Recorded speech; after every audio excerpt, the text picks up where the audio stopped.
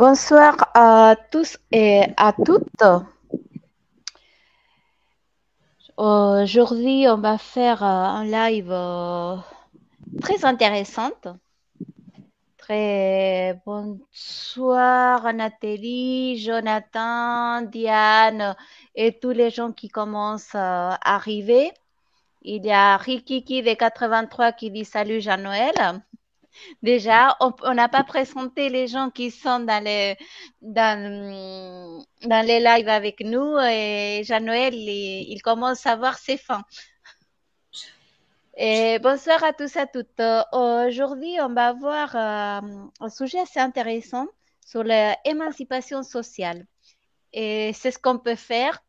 Il y a des gens avec moi. Normalement, il y avait Jean-Noël Mandy et Alain Duquet, mais on l'a rajouté à Chris Momo pour qu'il puisse m'aider à gérer ces deux monstres, ces deux sages, on va dire. Mais aussi pour que Chris il nous raconte un peu et c'est ce qu'il fait et c'est ce qu'il est en train de projeter. Donc, on va commencer pour Alain Duc. Et bonjour Alain, tu te présentes? Bonsoir. Eh bien, merci pour l'invitation. D'abord, pour commencer, je vous remercie de m'avoir invité. Je me présente donc Alan Duke, pour ceux qui ne me connaissent pas. Donc, je suis auteur, conférencier, chercheur. Mais j'aime pas le mot chercheur, je préfère le trouveur, parce que celui qui cherche, il cherche. Voilà, donc on essaye de trouver des solutions aussi. Donc, ça fait plus de 20 ans que je suis en train d'aller dans tous les domaines. Je me définis un petit peu comme une sorte de visionnaire holistique. Donc, le mot holistique, ça veut dire vision globale, de s'intéresser à tout, puisque tout est imbriqué l'un dans l'autre, comme un gigantesque puzzle. Donc, c'est très important pour les personnes qui nous regardent d'avoir justement d'avoir un intérêt pour tout, pour qu'à un moment donné, ils puissent avoir aussi une vision de tout. Voilà, de vraiment comprendre le monde dans lequel on est réellement. Voilà, donc auteur conférencier, j'ai 8 livres à mon actif. Mon 8e livre vient de sortir récemment, La Mauru. Voilà, donc luxembourgeois, j'ai 52 ans bientôt, donc je suis du Grand Duché de Luxembourg. Voilà en gros tout ce que je peux dire. Voilà. Ok, bienvenue parmi nous. Et on a aussi Jean-Noël Mandy, assez connu. Bon, moi, je les connais. Hein. Je suis sincère. Alain Duc, je ne les connais pas personnellement, mais Jean-Noël Mandy, je les connais. Donc, mais quand même, je les laisse se présenter. Bonsoir, Jean-Noël. Ouais. Bonsoir à tous. Bah oui, je suis Jean-Noël Mendy, spécialiste des pyramides, des choses comme ça, c'est tout.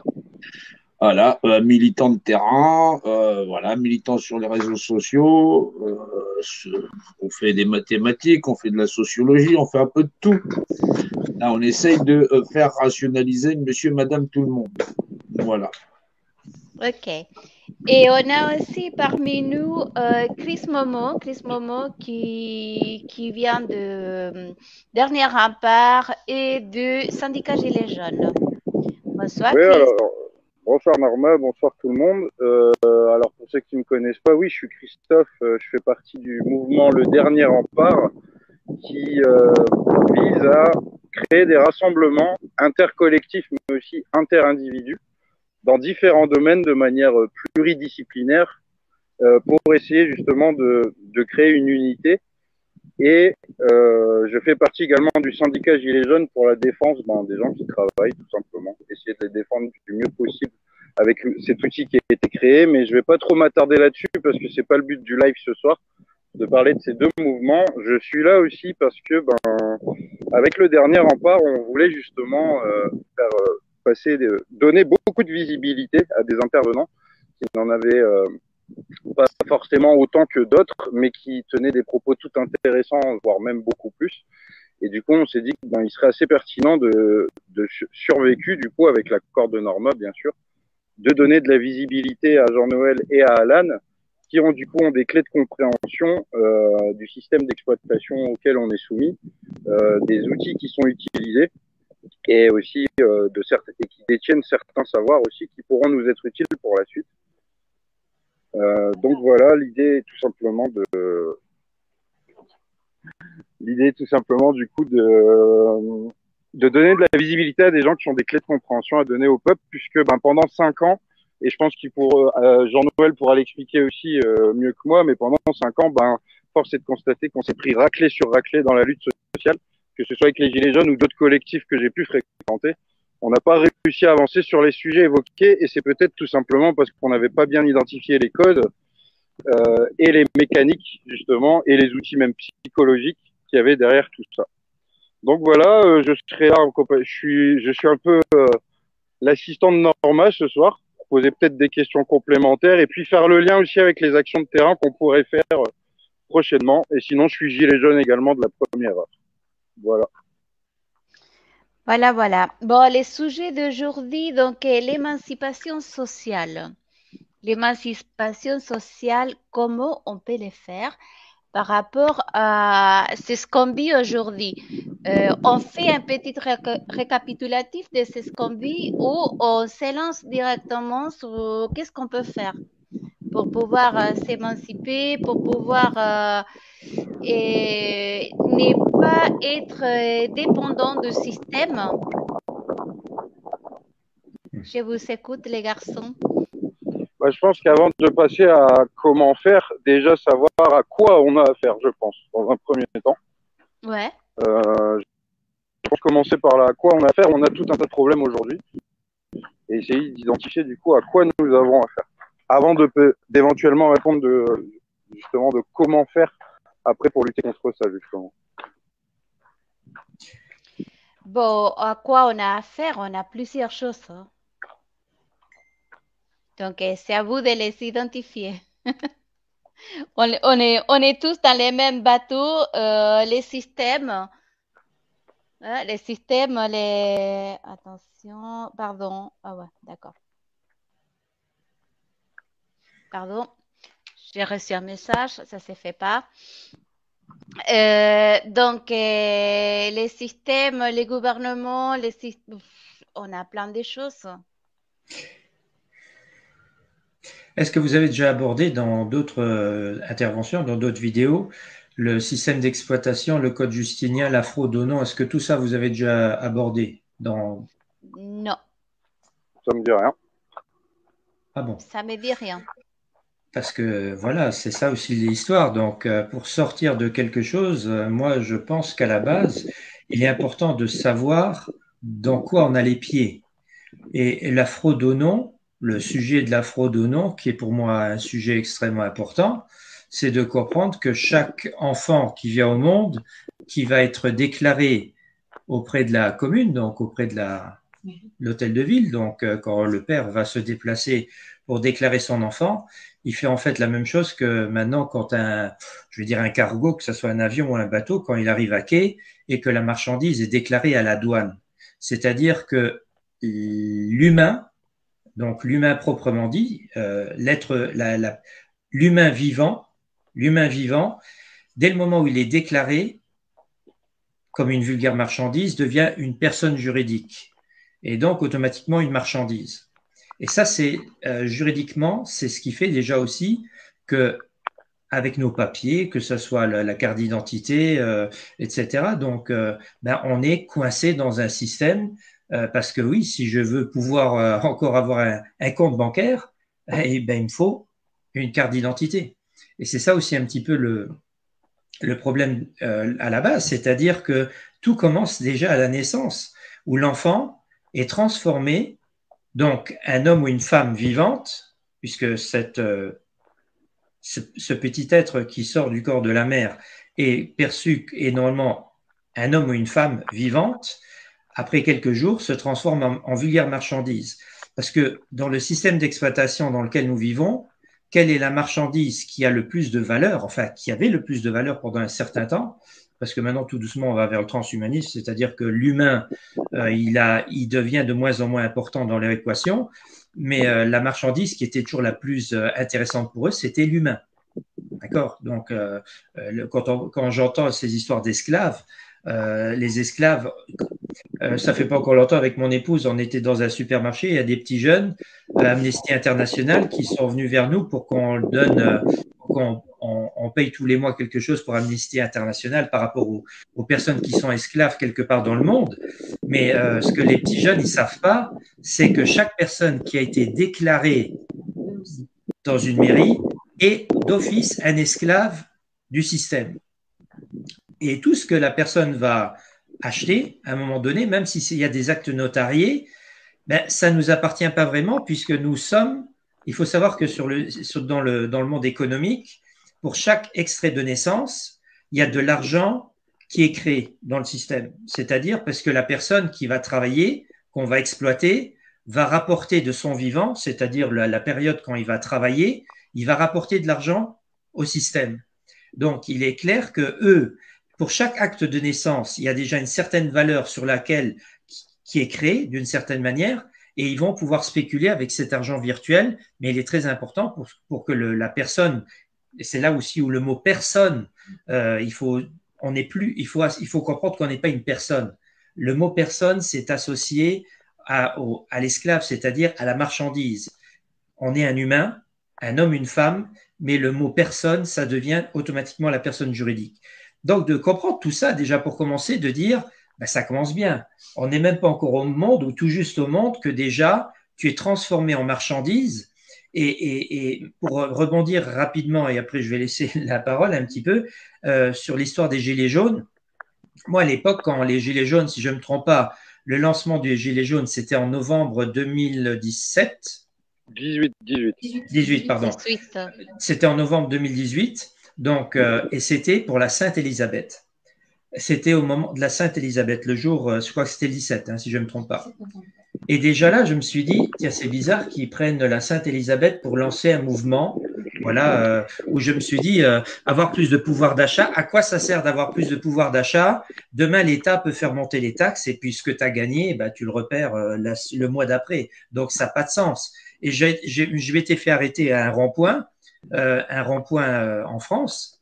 J'étais en route en France, je me fais arrêter par des gilets jaunes et ils me disent ouais c'est la révolution et patati patata. Alors je dis déjà regardez dans un dictionnaire ce que veut dire le mot révolution. D'accord? Donc une révolution c'est comme un cercle. C'est-à-dire que tu pars d'un point et tu reviens sur ton point de départ. Il serait peut-être temps qu'au lieu d'avoir des pensées révolutionnaires, d'avoir des pensées évolutionnaires. Alors, on retire la lettre R et on a le mot évolution qui apparaît parce que j'aurais dit, mais ça sert à quoi de vous battre pour avoir 100, 200, 300 euros en plus? Le système économique dans lequel nous sommes est une prison. Donc, je leur avais un petit peu expliqué qu'on pourrait vivre dans un monde gratuit, hein, donc le fameux modèle que je donne qui s'appelle Eden, qui veut dire émergence d'une ère nouvelle. J'avais expliqué un peu ça et c'était rigolo parce que les gilets jaunes qui étaient là, ils m'avaient écouté, ils m'avaient bloqué, hein, donc moi, je leur ai un peu parlé. Et après, c'était rigolo parce qu'ils ont tous applaudi et ils me disaient président, président. Alors j'ai dit, écoutez, calmez-vous, je ne peux pas être président parce que je ne suis pas français. Donc déjà, pour commencer, je ne peux pas être votre président. Et parce que l'histoire qu'il y a, c'est que l'idée, c'est pas la vraie solution, c'est pas de gagner plus, c'est de carrément inceptionner, partager un modèle, non pas de société, parce que quand on utilise le mot société, on est dans le système mercantile, d'accord? Quand tu crées une société avec un directeur, etc. Et avec de la marchandise que tu vas marchander. Donc, on prend le mot collectivité. C'est-à-dire que, et c'est ça un petit peu le problème, c'est que les gens ils veulent que les choses changent, mais souvent, ils n'ont pas d'autres modèles complètement différents en alternative. C'est-à-dire que, limite, on est en train de tout bousiller, on bousille tout. Qu'est-ce qu'on refait? Exactement la même chose.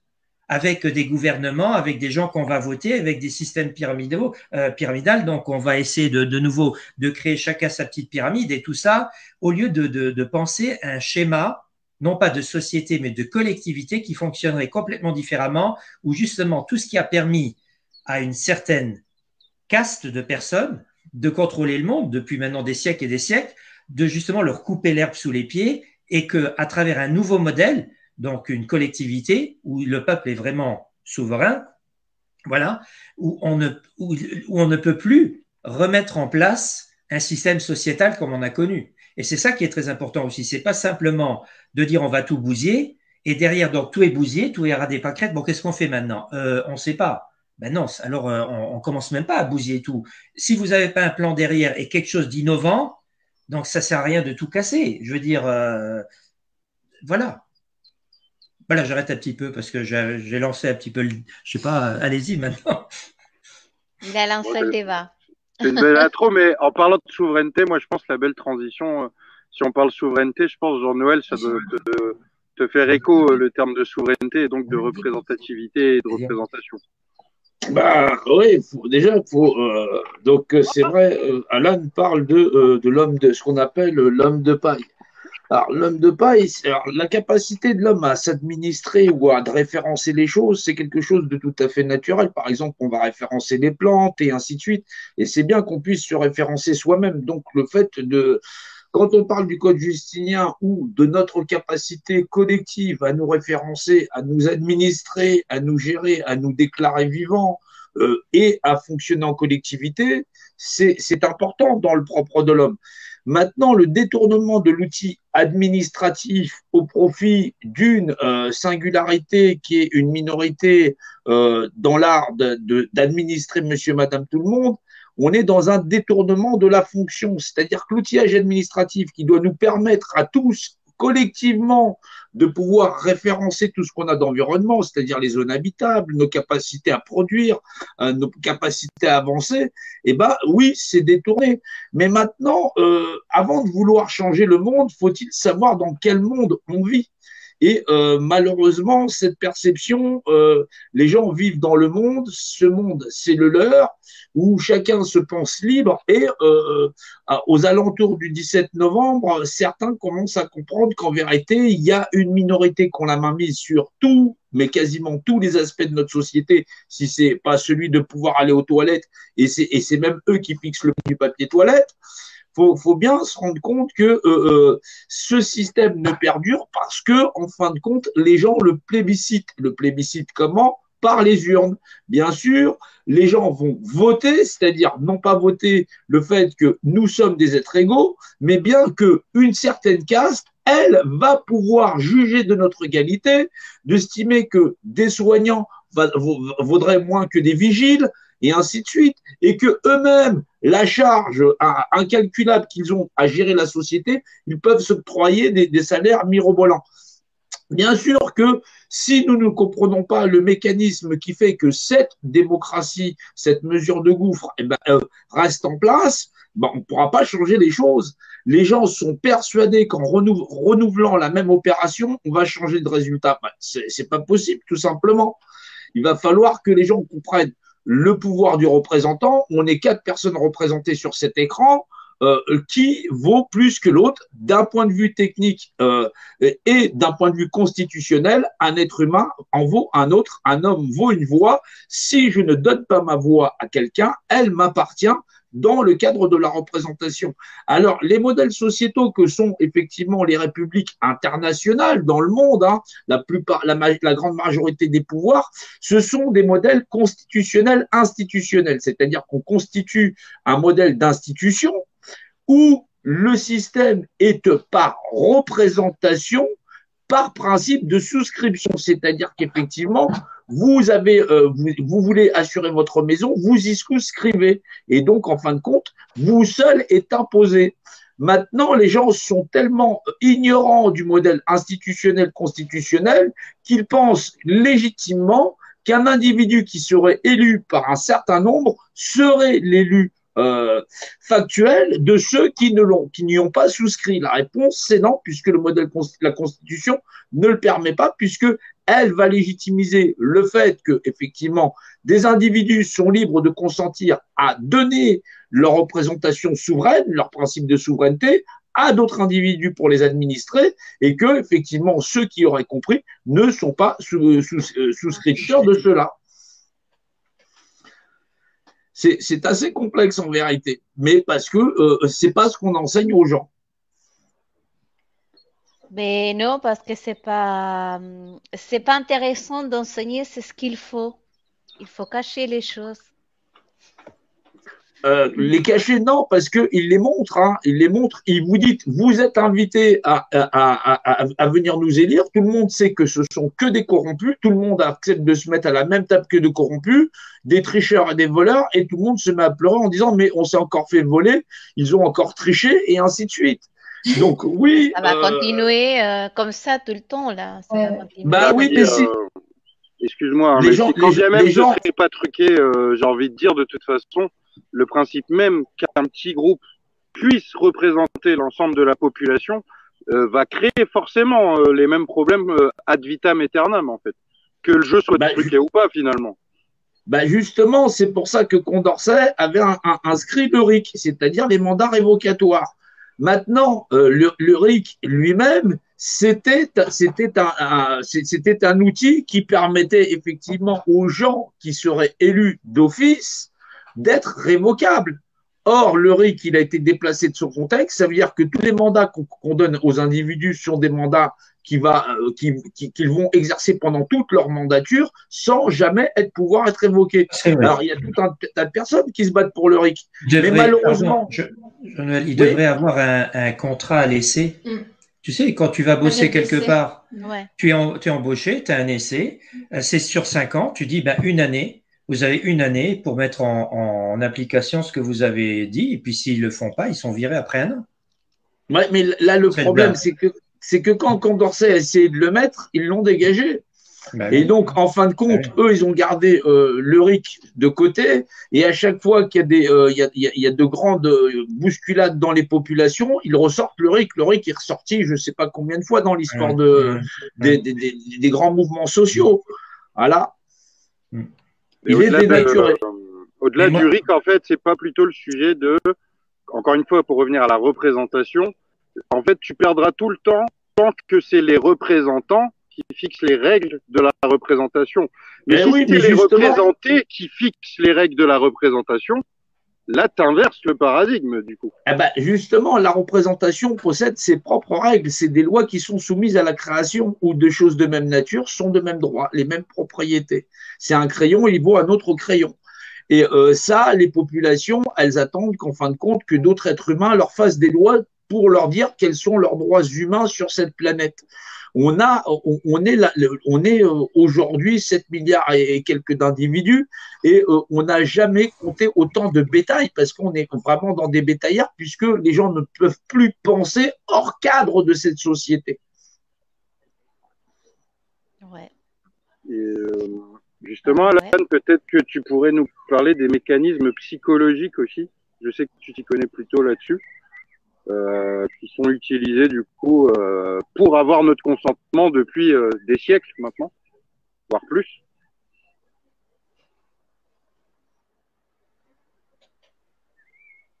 Allô, allô, je sais pas si tu m'as entendu, Alan.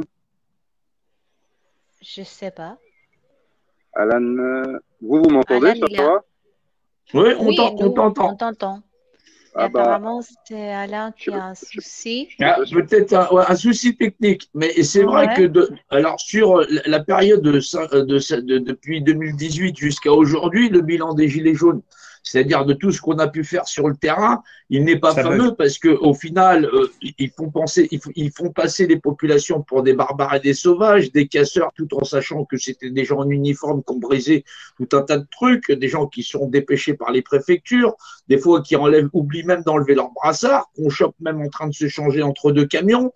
On se retrouve avec un bilan qui n'est pas folichon parce que médiatiquement, ils font passer les populations qui sont majoritaires pour des voyous jusqu'à ce que les gens qui étaient là par millions finissent par rentrer chez eux. Bien sûr que c'est une escroquerie intellectuelle déjà d'une part, c'est une escroquerie financière et sociale, et en plus de ça, sur ce bilan, qu'est-ce qu'a réussi à faire l'État en faisant porter le chapeau aux populations qui sont, elles, assiégées? Le fait que ce sont, elles, les coupables, et qu'en plus de ça, pour pallier à cela, on devrait augmenter les forces de sécurité par 3 fois le nombre, c'est-à-dire de passer des forces de sécurité de 100 000 à 300 000. Essayer d'imaginer des mouvements sociaux où on nous aurait écrasé encore plus financièrement, dans le cadre de dire qu'on veut destituer ce gouvernement, eh ben, on va avoir 3 fois plus d'opposition sur le terrain d'individus fortement en armure, parce qu'il faut bien se rendre compte, hein, les manifestations parisiennes, c'est pas ceux de Gaza, on n'a même pas des pavés. Voilà. Faut bien se rendre compte, on n'a pas de cailloux, les gens sont gazés, comme on a pu voir au Stade de France. Vous arrivez, vous ne faites que passer. On a vu des enfants gazés, on voit comment cette pression sociale pèse sur les populations sans que personne ne puisse réagir, parce qu'on ne se fédère pas sur des valeurs intellectuelles, mais sur de vouloir avoir, où on obtiendrait quelque chose qu'on n'aura jamais, parce que si on ne réfléchit pas les choses, eh ben forcément, dans le concret, on n'a rien. Ouais, maintenant, Alan, il a les. Oui, il est revenu, ça y est. Oui. Ah. Tu nous entends, Alan? Ah, moi, je vous ai jamais perdu.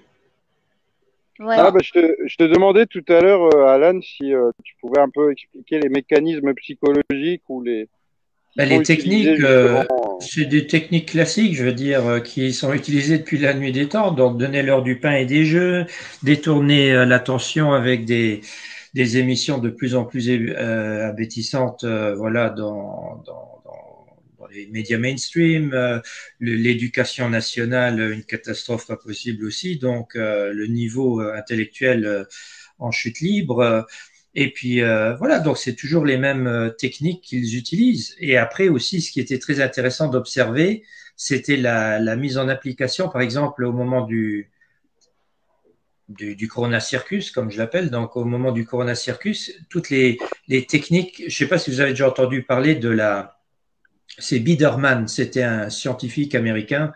Donc je vais juste rapidement en quelques points. Oh merde, il me l'a viré. Oh, je l'avais dans le portable, maintenant il me l'a viré. Attendez, je retrouve rapidement. Donc Biederman, c'était, on est dans les années 50, là, quand les Américains ils sont en train de faire des tests. Ah, tiens, je l'ai retrouvé là.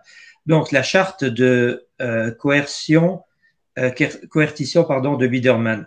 Donc l'isolement. Si je vous parle d'isolement, de monopolisation de la perception, épuisement induit, des menaces, indulgence occasionnelle, démonstration de toute puissance, dégradation et demande stupide imposée, tout ça, c'est ce qu'on a vu les 2 dernières années, c'est-à-dire même cette histoire d'indulgence occasionnelle. Bon, maintenant, c'est les vacances, on va vous laisser sortir pendant 1 mois et après, on va de nouveau refermer, on va de nouveau vous confiner. Enfin, toutes ces… Voilà, donc c'est tout des techniques de manipulation psychologique qu'ils utilisent même dans les camps prisonniers. Donc voilà. Donc c'est une torture mentale. Donc puisque les gens, c'est un petit peu comme des parents un petit peu des pervers narcissiques. Parfois, tu as des parents, des personnes qui veulent être très mauvaises, qui vont manipuler leurs enfants comme ça. Donc si tu es gentil, tu auras ça. Et puis voilà. Donc et ils ont fait exactement la même chose avec nous. Donc ils ont utilisé les mêmes techniques.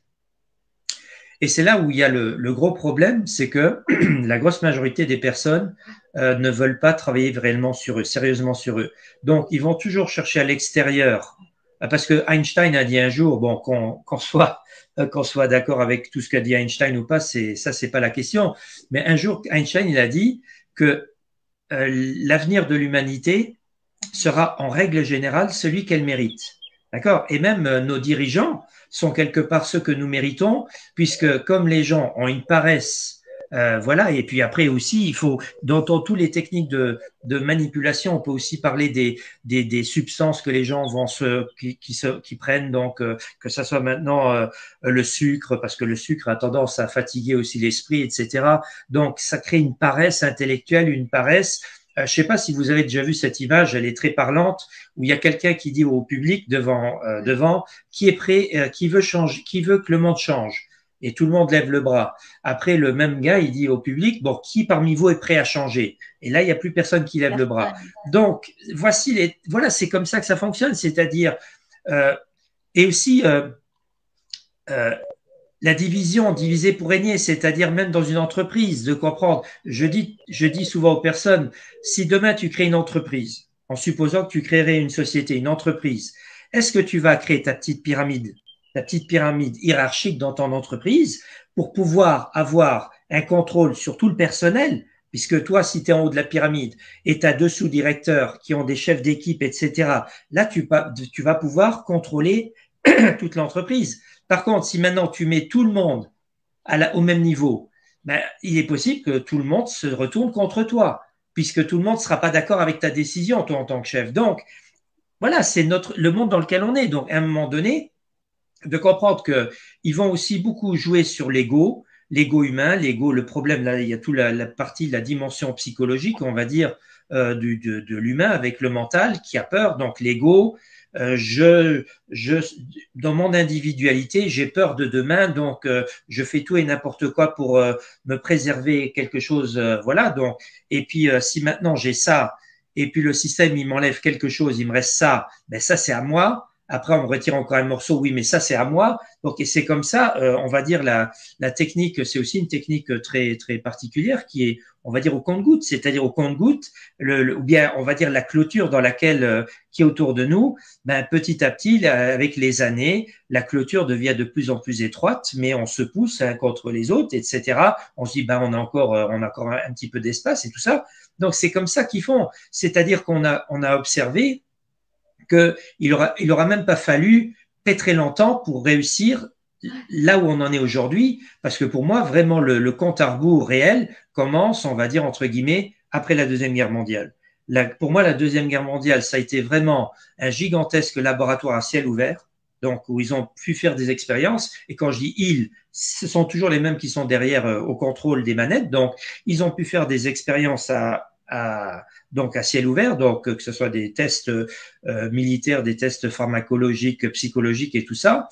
Et puis après, donc à partir des années 50, bon, il y a les 30 glorieuses, soi-disant, donc des années où soi-disant il y a une prospère, entre guillemets, oui, mais c'est dans leurs intérêts. Ça a toujours été dans leur intérêt de donner, si tu veux gagner, tu dois aussi être prêt à lâcher un petit morceau, c'est-à-dire que ça soit, et même quand j'entends parler du socialisme, oui, le socialisme, c'est génial quand le socialisme est apparu. Mais je dis, réfléchissons 5 secondes. On est au 19e siècle. Nous avons une élite, bon, j'aime pas l'appeler élite, moi je préfère dire une cabale, des personnes très très puissantes sur Terre. Donc le monde, il commence à s'industrialiser réellement. Donc il y a le charbon, il y a les usines et tout ça. Il commence à produire. Ils produisent plein de choses, voilà, comme ça. Et puis même au début du XXe siècle, avec l'automobile et tout ça. Donc, ils sont en train de produire, les patrons. Pour pouvoir produire, ils ont besoin d'esclaves humains. Et là, ils se retournent devant un problème. À qui est-ce qu'on le vend, ce qu'on est en train de produire? À qui est-ce qu'on va le vendre? Ils n'ont pas assez d'argent pour pouvoir l'acheter. Donc, il est clair que tout ce qu'ils ont lâché, que ce soit le socialisme, le côté, voilà, les congés payés, tout ça, ils l'ont fait exprès parce qu'ils avaient plus à gagner derrière. Si maintenant j'ai des personnes qui travaillent comme des esclaves et ils ne peuvent pas acheter le produit, ou bien ils devraient seulement entre eux acheter les produits, il n'y a pas assez de clients. Donc, dès le moment où on comprend un petit peu, et c'est ce que je voulais dire, c'est pas méchant ce que je dis quand je parle des gilets jaunes, mais pour moi, les gilets jaunes, parce que quand je regarde, quand je vois les liens, les gilets jaunes, ils ont précédé le Corona Circus. Mais quand on voit un petit peu, c'est l'histoire du berger qui exploite son troupeau. Parfois, le berger, il va prendre un mouton qui va égorger devant tous les autres moutons pour leur dire, voyez ce qui va vous arriver si jamais vous marchez pas vers la direction qu'on veut vous mener, etc. Donc, et pour moi un petit peu, parce que le problème de l'humain, c'est que quand il y a quelque chose qui va pas, l'émotionnel a toujours le dessus sur l'intellectuel. Et l'émotionnel, c'est le produit de la peur. Donc, la peur que l'ego va déclencher une réaction émotionnelle, et c'est même prouvé physiquement qu'il y a une zone du cerveau qui est mal irriguée, qui est celle du raisonnement logique. Donc, on a toujours des réactions, pour moi, qui sont complètement irrationnelles parce que les gens ont peur. Donc, on est dans l'émotionnel. Ils ont utilisé ce mouvement, justement, comme a dit aussi Jean-Noël Mendy, il a dit donc pour tout d'un coup que les gens acceptent qu'il y ait plus de force de l'ordre, des lois encore plus liberticides, etc. Donc, c'est toujours les techniques. On provoque des choses. Maintenant, pour votre sécurité, on retire vos libertés, des libertés, et on voit ce qui s'est passé derrière. Donc, c'est téléphoné quand même que les deux événements se suivent. C'est-à-dire que les gens qui auraient il y a eu quand même des manifestants, il y a des gens qui ont osé quand même aller dans les rues au moment des confinements et tout ça, enfin pas pendant les confinements, mais il y a eu quand même des gens qui n'étaient pas d'accord avec le Corona Circus, mais ils ont peut-être été moins, comment dire, motivés parce qu'ils ont vu ce qui s'est passé quelque temps juste avant avec les personnes qui avaient voulu défendre leur beefsteak et tout ça. Donc pour moi, ça peut pas être un hasard. Et même quand on voit, même d'un point de vue symbolique, des revues comme l'Économiste des Rothschild, le journal des économistes, où on voyait déjà dans les couvertures des petits personnages habillés tout en jaune, qui est un petit peu aussi un peu la couleur, entre guillemets, des personnes sacrifiées. Je ferai remarquer qu'il n'y a pas si longtemps, en arrière, l'histoire a voulu que des personnes qui portaient une croix jaune, enfin une étoile jaune sur le corps, étaient des personnes qui étaient sacrifiées. Donc, on utilise toujours les mêmes codes couleurs, etc. Donc, on va sacrifier une partie du peuple pour montrer, attention, ce qui va vous arriver. Donc, il y a vraiment toutes ces techniques qui sont utilisées. Après, le problème, c'est que les gens, au lieu de s'instruire, on a Internet, on a l'outil Internet depuis maintenant plus de 30 ans environ. Donc, on a l'outil Internet. Et quel est, hélas, le constat affligeant qu'on a, c'est de voir que les gens, ils vont aller vers encore une fois, les 7 péchés capitaux. On va plutôt aller on va jouer au poker, on va on va voir du porno, on va faire des conneries au lieu d'utiliser cet outil. Bon, maintenant, l'outil, il est cassé puisque il y a encore, je vais dire, 5-10 ans en arrière, on pouvait aller sur le net et vraiment, on avait accès pratiquement à tout. Là, maintenant, sur ces 2 dernières années, la censure, elle a fait un ravage pas possible. Donc, c'est beaucoup Il est énorme. Elle est énorme. Donc, la censure, elle est gigantesque aujourd'hui. Il y a encore 5-10 ans en arrière, on pouvait vraiment utiliser le net pour accélérer, entre guillemets, ses connaissances et éventuellement comprendre les techniques de manipulation que cette cabale utilise maintenant depuis des siècles et des siècles. Ils utilisent simplement le monde moderne, entre guillemets, la technologie pour être plus performantes dans leur méthode de manipulation. Quand on entend les nazis à l'époque avec Goebbels qui utilisait déjà la propagande pour laver le cerveau des personnes, mais aujourd'hui c'est BFM TV, c'est CNews et compagnie, donc ils vont faire le même travail. Et pour finir encore, je cite une phrase que Goebbels, donc le ministre de la propagande nazie, avait une fois citée, et pour moi c'est une phrase très très parlante. Il avait dit à l'époque, et ça compte toujours pour aujourd'hui, nous n'allons pas forcer le peuple, et je pense que Jean-Noël va aimer cette phrase, il doit la connaître à mon avis, nous n'allons pas forcer le peuple à embrasser notre idéologie, nous allons baisser leur niveau intellectuel à un tel niveau qu'ils seront plus que capables de faire ce qu'on veut d'eux. Et c'est exactement ce qui a été fait maintenant sur les dernières, je veux dire, les 30 années, entre guillemets, ils ont baissé le niveau intellectuel pour que le peuple n'aille encore plus que dans une direction, c'est-à-dire celle que voilà, ils créent les problèmes, ils viennent avec les solutions et c'est comme ça que ça fonctionne maintenant depuis beaucoup trop longtemps. Oui, ils ont développé chez les populations le syndrome de Stockholm avec effectivement où on peut frapper ces populations, on peut leur restreindre l'accès à toute chose et ils ont développé un monde parallèle qui est le monde virtuel. Alors bien sûr que les populations ils vont largement. Aujourd'hui, les gens peuvent croiser de l'information ou de l'extrême triple X sur les réseaux sociaux. Ils n'ont même plus besoin de se chercher une copine ou elle un copain. Ah là, ils sont dans le virtuel. Faut bien se rendre compte comment ça se passe. Donc, on a pu restreindre, on peut confiner les gens. Il y a des gens, le confinement, ça a été merveilleux parce qu'ils étaient sur Internet, ils étaient là à discuter avec les copains. Voilà, c'est le syndrome de Stockholm, c'est le sentiment que récupèrent les populations. Ça veut dire que quand on voit les élections juste après, où on va renouveler le mandat de ce qu'on a connu de plus abominable dans la nation et qu'on va le renouveler, bien sûr qu'on on se dit, on se pose des questions. Non, il ne faut pas se poser de questions. Parce mais que il n'a pas été voté par le peuple. Pour moi, ça a été triché, tout ça. Le système est fait de telle manière que, de toutes les façons, les victimes vont aller vers leur agresseur. Voilà, D'où le fait que si l'État annonce qu'on va augmenter ou on va faire peser sur la charge des populations des impôts, c'est-à-dire on a plus de 45 000 euros de dette sur la tête de chaque Français, qu'on va tripler les forces de sécurité au cas où effectivement il y aurait des gens pas gentils qui voudraient s'en prendre au gouvernement qui est en train de tabasser ou imposer absolument tout ce qui est inique, cynique, on se rend bien compte que les gens vont acquiescer, non pas par plébiscite, mais par dépit. Ça veut dire qu'ils sont vaincus.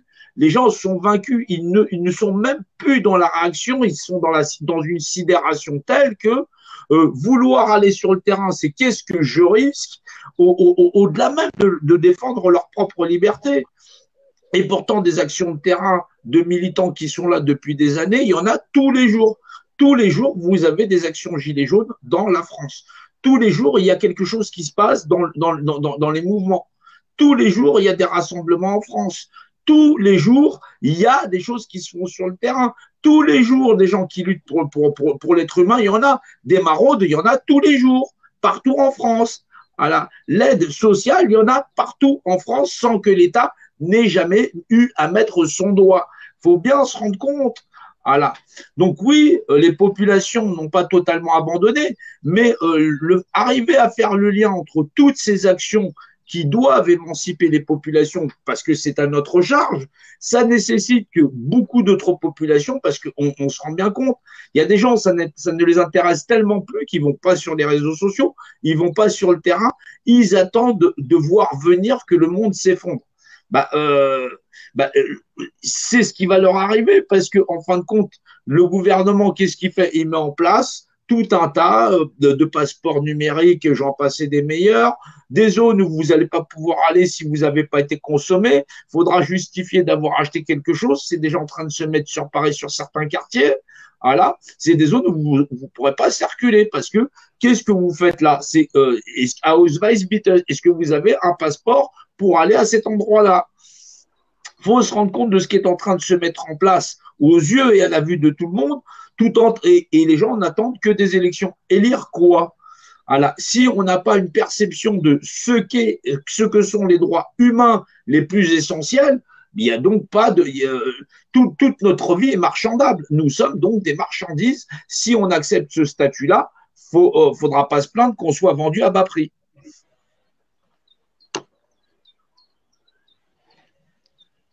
Ouais. Donc, selon vous, comment on peut faire pour nous réunir tous, les gens on va dire, on combat les systèmes, mais en dehors, pas combattre les systèmes, c'est nous mettre à l'écart, nous mettre dans la résistance, comme on dit, mais continuer à vivre dans cette société un peu. Je sais qu'il y en a des gens qui sont en train de les faire, hein, mais. Justement, Alan a mis le doigt dessus, on fera en sorte, c'est ce que disait Goebbels, on va faire en sorte que les populations civiles n'aient pas le niveau intellectuel pour pouvoir sortir de là. Alors là, il faut comprendre de quel niveau intellectuel Goebbels voulait parler. Quel est le niveau d'intelligence et de connaissance que nous n'avons pas, qui permet aux élites de pouvoir nous contrôler. L'intelligence de base, c'est qui sommes-nous nous-mêmes par représentation, au point de donner notre destinée de représentant de nous-mêmes à des individus que l'on sait vouloir nous asservir. Si cette notion-là n'est pas comprise, la connaissance du soi dimensionnel, bien sûr qu'on n'en sort pas. Ben oui, tout simplement, et c'est pas. Et alors là, j'avoue que même moi, c'est la première fois que je découvre quelqu'un pour me parler de représentation aussi précisément, géométriquement, mathématiquement. Mais ça a toujours été l'unique sujet en réalité dans le corps des militants pour moi. Comment on revoit la représentation? Parce que tant que tu te fais administrer ad vitam aeternam par un petit groupe, en plus sur les sujets vitaux des êtres humains, c'est-à-dire leur capacité à se loger, à œuvrer, à créer du lien, enfin tous les besoins vitaux des êtres humains, tant qu'ils sont gérés par une petite caste et que l'immense majorité de la population accepte par principe que ça se passe comme ça, effectivement, on peut faire ce qu'on veut, on n'en sortira pas. Justement, ça c'est possible qu'une petite caste le gère parce que les populations y ont renoncé. Ah là, c'est les populations qui renoncent à se gérer elles-mêmes ou à regarder tous les aspects de la société. Elles ne sont bonnes qu'à s'indigner. Moi, ce que je pense aussi, comme je l'ai dit dans beaucoup de mes vidéos, c'est que dans la légende d'Achille, lui, il prend une flèche dans le talon et nous, on a 2 talons. D'accord, 2 pieds, 2 talons, la paresse et la peur. Ça, c'est vraiment nos 2 talons d'Achille. Et c'est, encore une fois, comme disait Einstein, le sort de l'humanité sera en règle générale celui qu'elle mérite. Nous devons individuellement, parce que quand on pose la question, qu'est-ce qu'on doit faire, mon Dieu? Déjà, pour commencer, je commence avec moi. Après, au-delà de ça, le colibri, parce que le système, ou bien on l'ignore et collectivement, on essaye de créer quelque chose à côté, mais le problème, c'est où? D'accord? Parce que si tu veux créer je vais dire maintenant une collectivité en France, c'est pas possible. En supposant maintenant qu'il y a un mécène milliardaire qui a acheté un territoire gigantesque là-dedans, ça m'étonnerait que il n'y a pas à un moment donné les flics, la gendarmerie à te virer parce que tu n'as pas payé des taxes foncières et tout le tralala. Donc, ou bien tu dois aller en Afrique, quelque part en Afrique, en Amérique du Sud, créer quelque chose de parallèle à côté. C'est pour ça que je pense que c'est de l'intérieur qu'il faut œuvrer. C'est de rester encore dans le système, voilà, d'essayer de faire un peu le grand écart malgré tout et d'essayer d'inceptionner. Ça, pour moi, c'est la seule clé, il n'y en a pas 36. D'inceptionner la connaissance intellectuelle, tous les techniques de manipulation, que les gens ils s'éveillent, de faire sa part de colibri, ce que fait Jean-Noël, ce que je fais moi maintenant depuis plus de 20 ans. D'accord? Toutes les personnes qui sont en train de regarder cette émission devraient commencer à créer leur propre chaîne et de faire leur boulot de colibri. Comme une toile d'araignée, que ça se répande, mais d'une manière de ouf. Et pas seulement d'avoir des intervenants qui osent mettre la tête en avant comme Jean-Noël et moi, et puis etc., et d'être à la maison en train de regarder encore une émission de plus où des personnes sont en train de discuter. Ça suffit pas. Il faut que les gens commencent vraiment à oser. Mais oui, mais je vais perdre mes collègues de travail si j'ose parler. Mais tu t'en fous. Je vais perdre ma famille. Mais tu t'en fous. Parce que dès le moment où ce pourcentage, puisque nous sommes un pourcentage qui n'est pas le plus grand, je veux dire, c'est un pourcentage minoritaire malgré tout. Dès le moment où il y a une tendance, parce que ça c'est aussi, c'est pas moi qui ai inventé cette idée, qu'il y a 2 extrêmes. Il y a l'extrême, entre guillemets, de personnes éveillées, qui ont conscience de ce qui se passe, plus ou moins, et ça représente, on va dire, 20%, 25%. Et de l'autre côté, il y a un autre extrême de personnes extrêmement endormies. Et cela, tu peux leur mettre le nez dans la merde, ils continueront à dire que c'est de la mousse au chocolat. Tu peux leur mettre les plus grandes preuves de dingue que dans le système dans lequel on est, ils diront c'est pas vrai, parce qu'ils sont comme ça.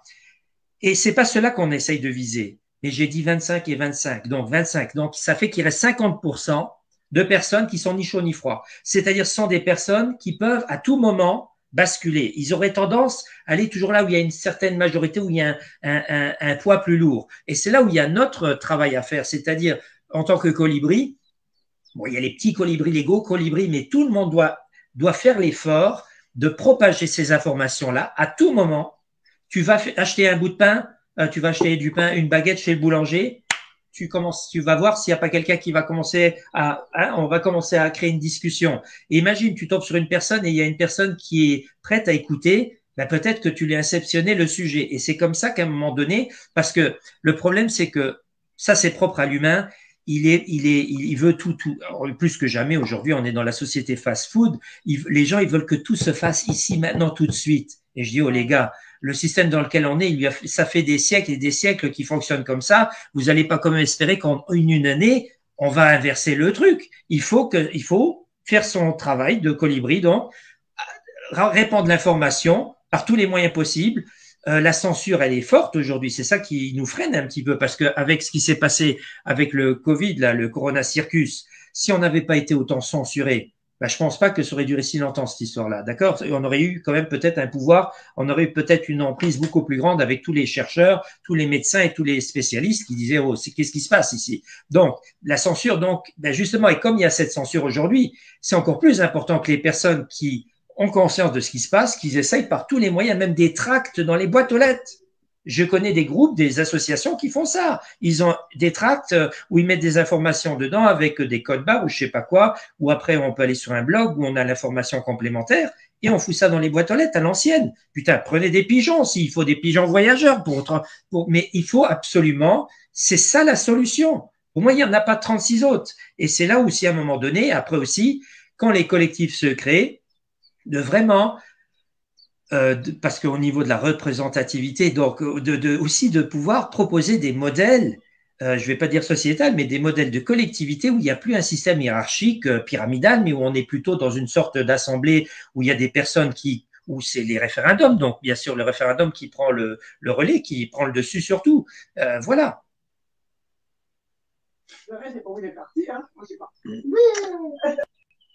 Il y a des enfants qui parlent derrière. Non, je suis en train de lire là, il y a marqué « Vous croyez sincèrement changer l'humanité ouais.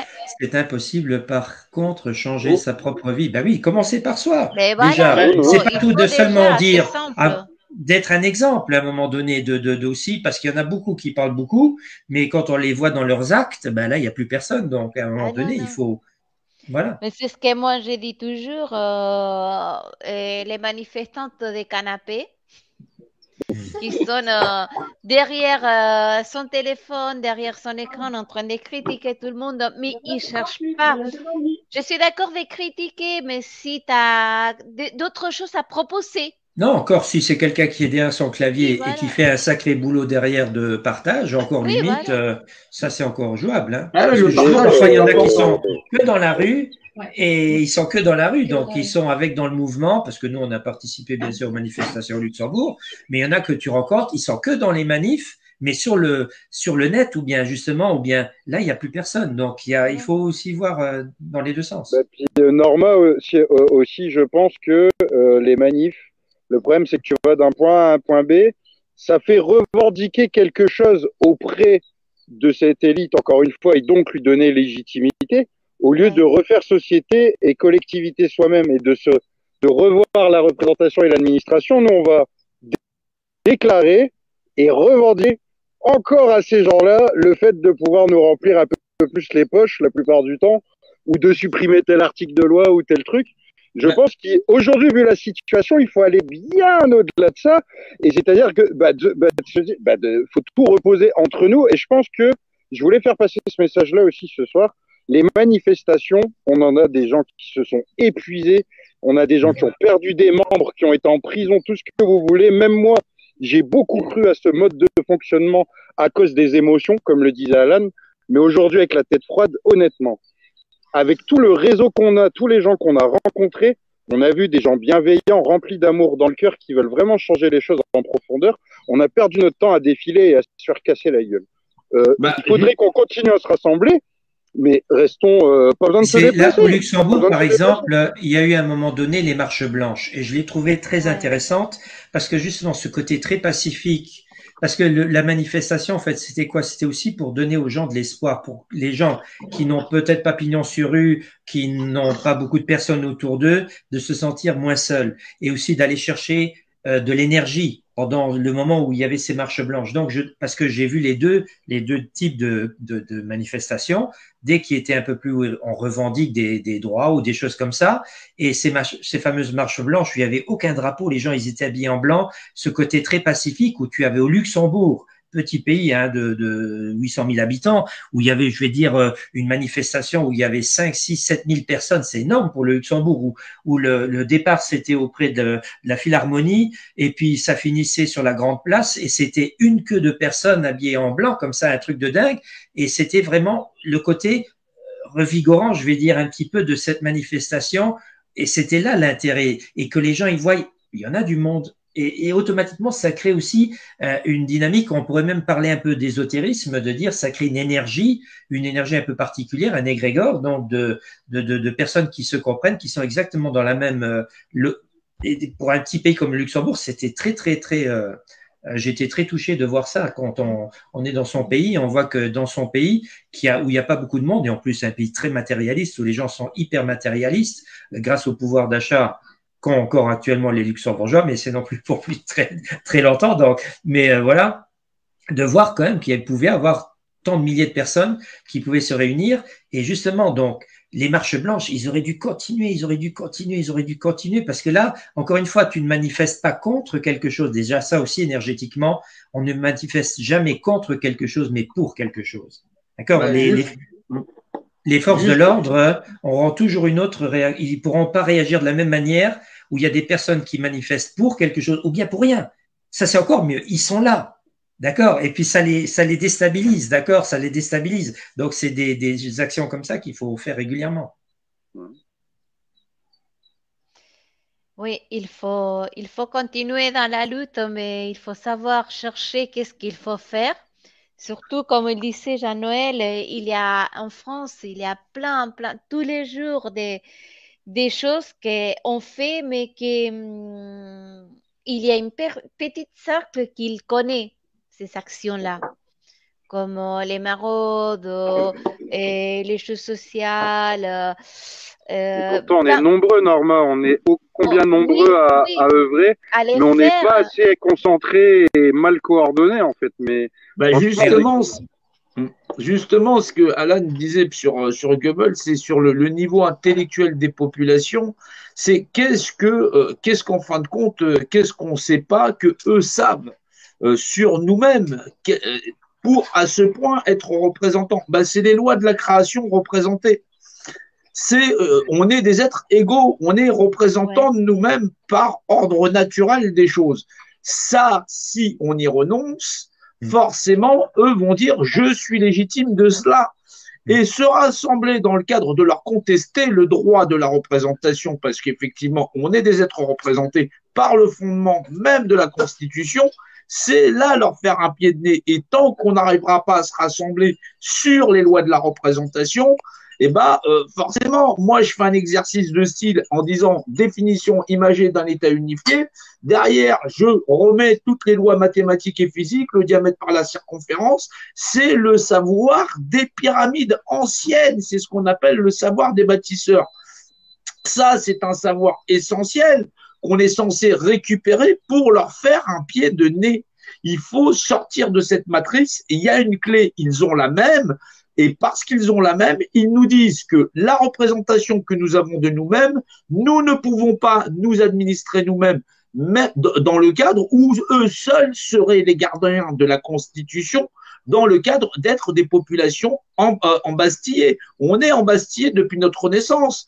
Alors, quand Alan il parle de l'homme de paille, il parle du détournement de l'outillage administratif des êtres humains à référencer à la fois ce qu'on est de population, la faune, la flore. Ils ont mis main basse sur l'ensemble de tout le cheptel que sont la création, le minéral, le végétal, l'animal et l'animal suprême de la création, c'est-à-dire l'homme, comme étant un outillage, l'outil premier qui leur a permis de bâtir la prison qui fait que nous sommes enfermés. Ils ont utilisé nos propres mains pour nous enfermer. Il faut bien se rendre compte de ce qu'ils sont capables de faire.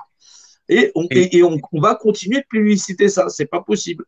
Et ils ont tellement bien bossé là sur ce coup-là, qu'avant pour qu'il y ait un consentement, le consentement, en fait, c'est le père qui allait déclarer l'enfant pour transformer l'humain vivant en personne juridique, c'est-à-dire en marchandise, mais peut-être, ça c'est les théories qui ont été avancées maintenant avec les injections ARN messager, le fait de transformer un humain en OGM, puisque c'est un organisme génétiquement modifié, donc quelque part, la personne appartient à la société qui l'a injecté.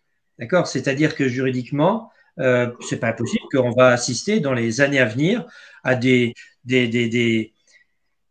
personnes qui vont être dans des tribunaux pour avoir entre guillemets le père qui vient de décéder, on veut notre part, et puis là il y a le juge qui va dire mais vous avez aucune part, comment ça? Ben votre père appartenait à Pfizer et c'est Pfizer qui va avoir vos biens puisque il s'est fait à telle date il s'est fait génétiquement modifier, donc il revient à Pfizer. Donc pour expliquer simplement encore une fois c'est après bien sûr on peut dire mais oui mais moi j'appartiens, même si c'est vrai, j'appartiens à personne, mais je dis oui, mais aussi, alors il faut lâcher le juridique, il faut lâcher tout le monde dans lequel on vit, puisque tout est basé là-dessus, sur les lois, sur le juridique, sur les actes notariés et tout ça. Donc, dès le moment où on prend Ça, conscience de ça. c'est pour les hommes, Alan. C'est pour les hommes. Ceux qui contrôlent le système le contrôlent avec les lois de la représentation. C'est pour ça qu'ils supplantent les êtres humains. Ils ont établi des lois pour les hommes, donc pour le cheptel, où le cheptel est encadré, et eux, ils ont des lois pour ce qu'on appelle les êtres vivants. Et les lois de l'être vivant, c'est les lois arithmétiques. C'est pour ça qu'ils s'appellent les élus. D'ailleurs, Moïse, quand il voit Dieu, du moins quand il rencontre Dieu, il lui dit effectivement, je suis Dieu, je suis celui qui est, donc qui est par le secret de ce qui est. Voilà, faut bien comprendre. Donc, c'est les lois de l'être qui sont des valeurs dimensionnelles. Et en fin de compte, vous êtes le peuple élu. Et dans le mot élu, il y a un secret, c'est les lois de l'être. L'être, c'est la lettre E, c'est l'ensemble des existants. Ça, c'est la lettre qu'on utilise en mathématiques. Dans le L, c'est horizontal, vertical, c'est dimensionnel. Et le U, c'est la valeur unité, à la fois pour le litre, à la fois pour le kilo, et ainsi de suite. C'est les unités de mesure dimensionnelles. On a affaire à une forme d'intelligence qui maîtrise très bien ça. C'est pour ça que le secret du pyramidion qu'il y avait là-bas, on a le mètre, on a la coudée, on a le nombre d'or, on a tout ça. Ils en sont les détenteurs, ils sont les gardiens d'un savoir très ancien qui leur a permis de supplanter l'ensemble des civilisations humaines. Maintenant, si effectivement, comme Goebbels disait, il va falloir baisser leur niveau intellectuel pour pas qu'ils y aient accès, il va falloir qu'on rende accessible ces informations à l'ensemble des populations pour qu'on puisse avoir une lutte qui soit au moins d'égal à égal. C'est ça le minimum. Oui, et c'est quoi la façon de le faire? C'est quoi la façon de pouvoir les donner à tous ces gens-là? Se réunir. On est en guerre. On a tous des compétences. Dans une guerre, eh ben, on fait une table, on fait une grande tablée avec que ce soit Alan, que ce soit Francis Lalanne, que ce soit Olive, que ce soit moi-même, chacun dans ses compétences avec, effectivement, on est d'accord qu'un crayon, c'est un crayon, qu'on est tous égaux à la même table et que dans ce principe de représentation, on va utiliser les lois de la réalité pour venir à bout d'un adversaire qui sait qu'il ne va pas lâcher. Parce que c'est pas nos vies qu'on est en train de mettre, c'est l'ensemble des civilisations humaines sur la planète. Ils ont la main sur chaque parcelle de la création. Il faut bien se rendre compte de qui on a affaire. Et bien sûr qu'ils ne vont pas s'arrêter là. Ben, ils ont un plan. Hein. Le transhumanisme, c'est d'aller vers ça, vers un monde complètement un reset, le fameux reset. Donc, il faut quand même rester logique. Si on comprend que le système économique, le modèle économique après-guerre, d'après-guerre, donc qui a tenu, eux, ils savaient déjà d'avance dans leur calcul que ce modèle économique ne pourrait pas, c'est-à-dire ce côté vorace de vouloir toujours plus, toujours plus, toujours plus, ils savaient déjà anticiper à quel moment ça allait plus fonctionner. Et c'est aussi à partir de là qu'ils ont déjà dit, ben, on va devoir créer des événements destructeurs, entre guillemets, et comme quand les gens perdent quelque chose, enfin ils perdent pratiquement tout, ils vont prendre la première chose qu'on va leur tendre. Donc et puis c'est comme ça que ça fonctionne. Donc ils ont déjà, pour moi dans leur plan, ils savent déjà exactement vers quoi moi j'ai compris, je pense avoir compris vraiment leur plan. C'est-à-dire l'argent physique comme on a connu va disparaître. Ça sera de plus en plus chaque action que l'humain va faire sera monnayé, donc ça soit ou bien tu gagnes quelque chose ou tu perds quelque chose, parce que si tu as le malheur d'acheter un pull, est-ce que tu es éco-responsable d'avoir acheté tel pull, etc. Donc on va te retirer des points nouveaux. Donc ça va être vraiment du gros n'importe quoi, mais grâce à l'informatique, puisque sans informatique, tout leur merdier ne pourrait pas fonctionner. En gros, moi je dis aussi, si on veut pas que leur plan marche, on fait sauter l'électricité sur Terre, c'est-à-dire il n'y a plus d'électricité et on peut revenir vers un monde un petit peu plus comme nos ancêtres, les agriculteurs, quoi, parce que tout est basé sur l'électricité. Demain, il n'y a plus de jus. Moi, parfois, je me dis, ce serait pas mal que le soleil pète un gros coup, qui bousille tous les trafos, donc, comment tu dis, les transformateurs. Transformateurs, trafos, nous à Luxembourg on dit trafos, donc les transformateurs électriques, et ça nous ferait des vacances pendant un certain temps. Donc, mais ça ferait jamais que reculer le problème. Ça, les lacunes intellectuelles entre ceux maintenant, Jean-Noël, du temps. C'est ça un petit peu ce qui est chiant. Ça nous donnerait du temps. Parce que moi, ça fait 20 ans que je suis là-dedans. ça fait 20 ans que j'explique aux personnes, voilà, qu'est-ce qui va venir. On se foutait de ma gueule. Et combien de personnes sont venues vers moi les 2 dernières années, la tête baissée comme ça, tu avais raison.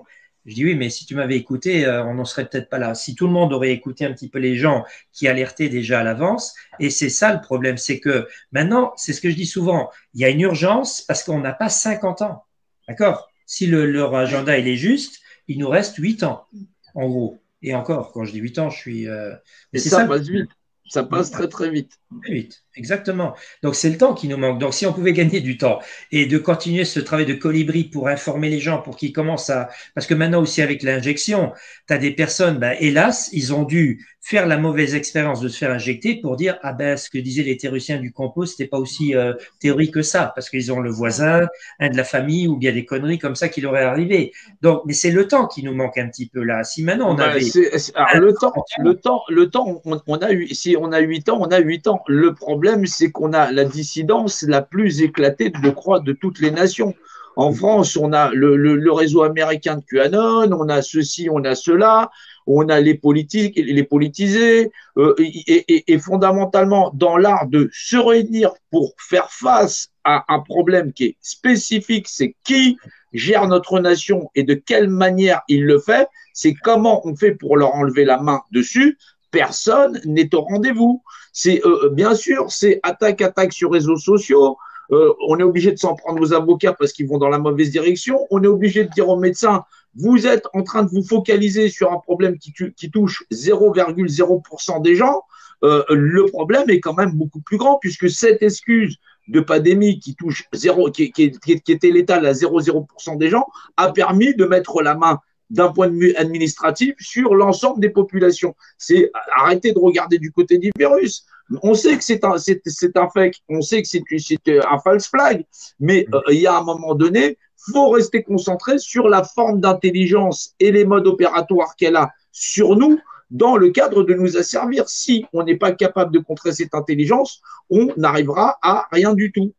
C'était la tristesse de voir, bon, moi je dis encore une fois, au Luxembourg, là c'est un petit pays, une manifestation, tous les Luxembourgeois étaient à une manifestation, mais quand tu voyais sur Paris, à un moment donné, 6 manifestations à 6 coins différents de Paris, tu dis mais bon Dieu, et c'est là où tu vois aussi les égaux, les égaux. Il y a eu un seul un gars politiquement engagé qui avait dit bon, il serait temps peut-être qu'on se mette ensemble. C'était comment il s'appelle, Florian Philippot, qui avait proposé que les gens se mettent ensemble. Je veux dire, d'accord. C'était le seul à avoir fait cette proposition-là, mais c'est rien passé derrière. Donc de dire mais vous êtes dans l'opposition ou pas? Donc mettons nos divergences de côté, créons une union sacrée parce que la France.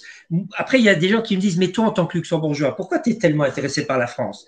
Mais je dis, nous, on est vous savez, le petit bassin des enfants, là, bon, même si c'est un pays où les banques sont hyper importantes, mais c'est un petit pays. C'est comme si tu avais le petit bassin des bébés à droite, à gauche, et à côté, la grande piscine. Et quand tu as un gros balourd qui saute dans la piscine, ça éclabousse le petit bassin à côté. Donc, bien sûr que moi, en tant que Luxembourgeois, ça m'intéresse ce qui se passe en France, parce que toutes les conneries qui se passent en France, ont une répercussion sur le Luxembourg et la Belgique, hein, parce qu'on peut dire aussi la Belgique, petit pays, mais tout ce qui se passe en Allemagne, en France, les 2 gros morceaux à côté, ben ça éclabousse. Donc, on a intérêt à s'intéresser à ce qui se passe en France, et quand on voit justement un politicien, qu'on soit d'accord ou pas d'accord avec tout ce qu'il dit et tout ça, moi je trouve que quand même, quand on l'écoutait, le Florian Philippot, ben je m'identifiais, je sentais, je voyais, il parlait un peu comme nous, je veux dire, il disait. Ouais, bah c'est les chevaliers de l'ordre de Malte, tout ça, c'est voilà, ils sont. Et simplement cette union sacrée qu'il avait proposée provisoirement, parce que,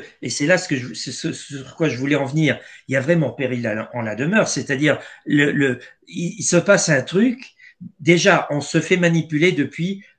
Tous les présidents étaient des salauds. Je veux dire que il n'y en a aucun dans la mêlée qui était un vertueux, un président français vertueux, que ce soit Mitterrand, Chirac, Pompidou, qui venait de Banque Rothschild et tout ça. Donc, un salaud après l'autre. Mais eux, ils savaient au moins, je vais dire, t'enculer avec une certaine classe. D'accord? Aujourd'hui, c'est tellement gros ce qui se passe. C'est tellement visible, c'est tellement… Hein, dans le temps, à la télévision, ils devaient faire les bébêtes show pour parodier les politiciens. Aujourd'hui, tu n'as plus besoin de faire de bébêtes show. Ils sont des parodies à eux-mêmes. Des Chiappa, des Cibettes et compagnie, tu n'as même plus besoin de les parodier. Ils sont une parodie à eux seuls. Et que les gens ne voient pas ça, Mais ça vient justement du fait que les jeunes d'aujourd'hui, alors tu as des gosses, ils sont toute la journée, ils ont le nez dans le portable et ils ont le masque sur la gueule. Je dis, mais dis, sur les 24 heures où tu as le nez dans ton portable, ce ne serait pas venu une seconde d'aller voir quelque chose d'autre que tes conneries. Oui, mais ils se fichent de la politique. Ils ont habitué les gens à être dégoûtés de la politique. Et les gens qui s'intéressent à la politique, ils sont bloqués sur le narratif de ils vont nous faire, ils vont faire, ils vont faire. C'est nous qui ne sommes pas axés sur ce que nous avons comme linéaire à accomplir. C'est quel monde nous avons à remettre en place, quel système éducatif, quelle notion faut-il savoir sur le pouvoir de la représentation, des droits souverains qu'un individu a le droit d'exercer sur un autre, et de façon à le mettre en monde miroir face à ceux qui prétendent être les représentants suprêmes de toute représentation sur la Terre. Le secret de la représentation suprême et le fait qu'ils aient référencé l'ensemble de quasiment toute la faune végétale et minérale, en disant nous en sommes propriétaires des semences, ils ont introduit l'eau en bourse, c'est-à-dire que nous n'avons accès à rien. Nous sommes incapables de nous déplacer sur la Terre parce que ces gens-là se prétendent être les seuls représentants de l'espèce humaine, et ça par grande confédération avec leurs compas et leurs équerres. Ça commence à faire. C'est vrai. Ouais, complètement. Mais il faut apporter aux gens, il faut que les gens prennent conscience du pouvoir des Rothschild, du pouvoir des Khazars, enfin des et tout ça, de leur pouvoir. Oui, mais le problème, la grande problématique, faut pas se perdre avec eux en appellation de nom ou de prénom.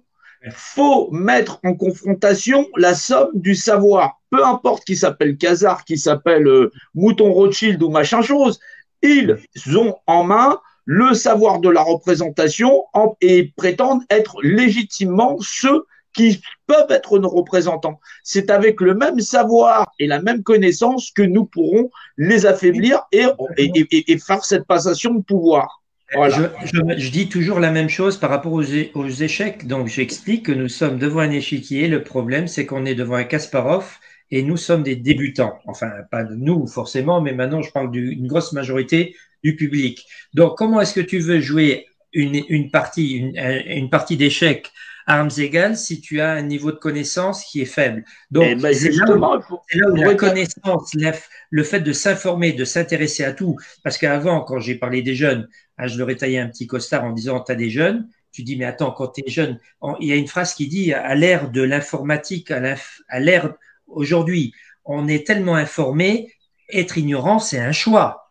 Dès le moment où tu es comme dans un monde où tu as accès à toute information, si tu sais rien, je veux dire, si tu remontes à quelques décennies en arrière, une personne qui n'avait pas beaucoup de connaissances, encore tu pouvais l'excuser, mais aujourd'hui, à un moment donné, tu dis, il n'y a plus d'excuses. Mais parfois aussi des personnes anciennes. Moi, je suis luxembourgeois, je rencontre un gars de 60 ans, je lui parle de François, un gars qui est en train de gueuler, il n'est pas content avec ce qui se passe. Je dis, vous connaissez François Asselineau? Non. Mais je dis, mais attends, t'es français ou quoi? C'est pas possible. Il n'y a pas 36 personnes qui osent l'ouvrir. François Asselineau, il en fait partie. Et toi, tu connais pas. Donc, et tu vas voter quoi? Qu'est-ce que tu vas voter alors? Personne. Bon, simplement pour dire. Donc, dès le moment où on prend conscience de tout ça, il n'y a qu'une seule clé. Tu es devant un Kasparov, tu as intérêt à te élever ton niveau de connaissance et de conscience pour pouvoir jouer une partie ou peut-être un jour on les met en échec parce que justement tu ne fais pas l'action que eux ils ont déjà précalculée. Tu fais exactement. Mais jouer aux échecs, c'est accepter de jouer avec les pions de l'adversaire parce que sinon tu ne pourrais pas balayer la moitié des pièces sur l'échiquier. Et foncièrement, une partie d'échecs se fait avec les blancs et les noirs. Et ça, les gens doivent le savoir. C'est pour ça que les gens te disent, ouais, mais là, il y a lui, il est d'un tel, lui, il est d'un tel, lui, il est d'un tel. Les gens se coupent en communication et donc forcément, même dans cette dissidence, nos capacités qu'on a d'union sont réduites à néant parce qu'on veut pas jouer avec les pions de l'adversaire. On veut pas négocier ce qui est négociable, c'est-à-dire le droit supérieur et souverain qu'a chacun de s'exprimer dans le cadre où on va pouvoir recadrer sur des fondements réels et de même destinée. C'est là où c'est compliqué. Moi, je voulais revenir aussi. J'ai beaucoup entendu parler ces 5 dernières années de dictature, qu'on pouvait rien faire, qu'il y a une coercition très forte, mais de leur part, etc.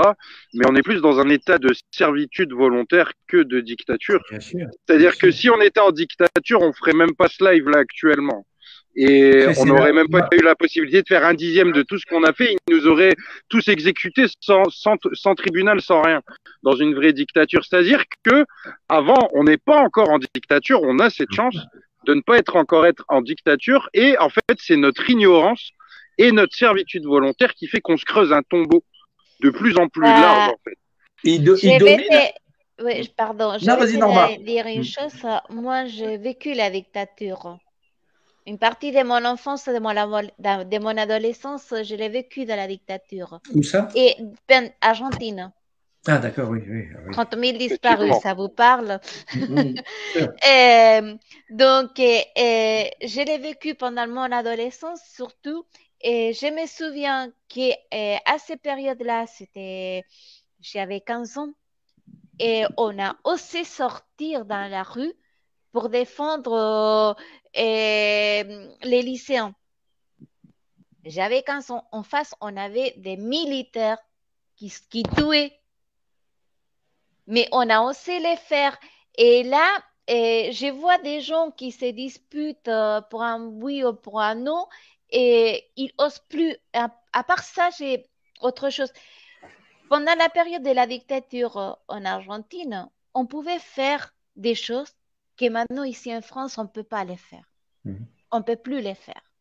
Et ça, c'est grave.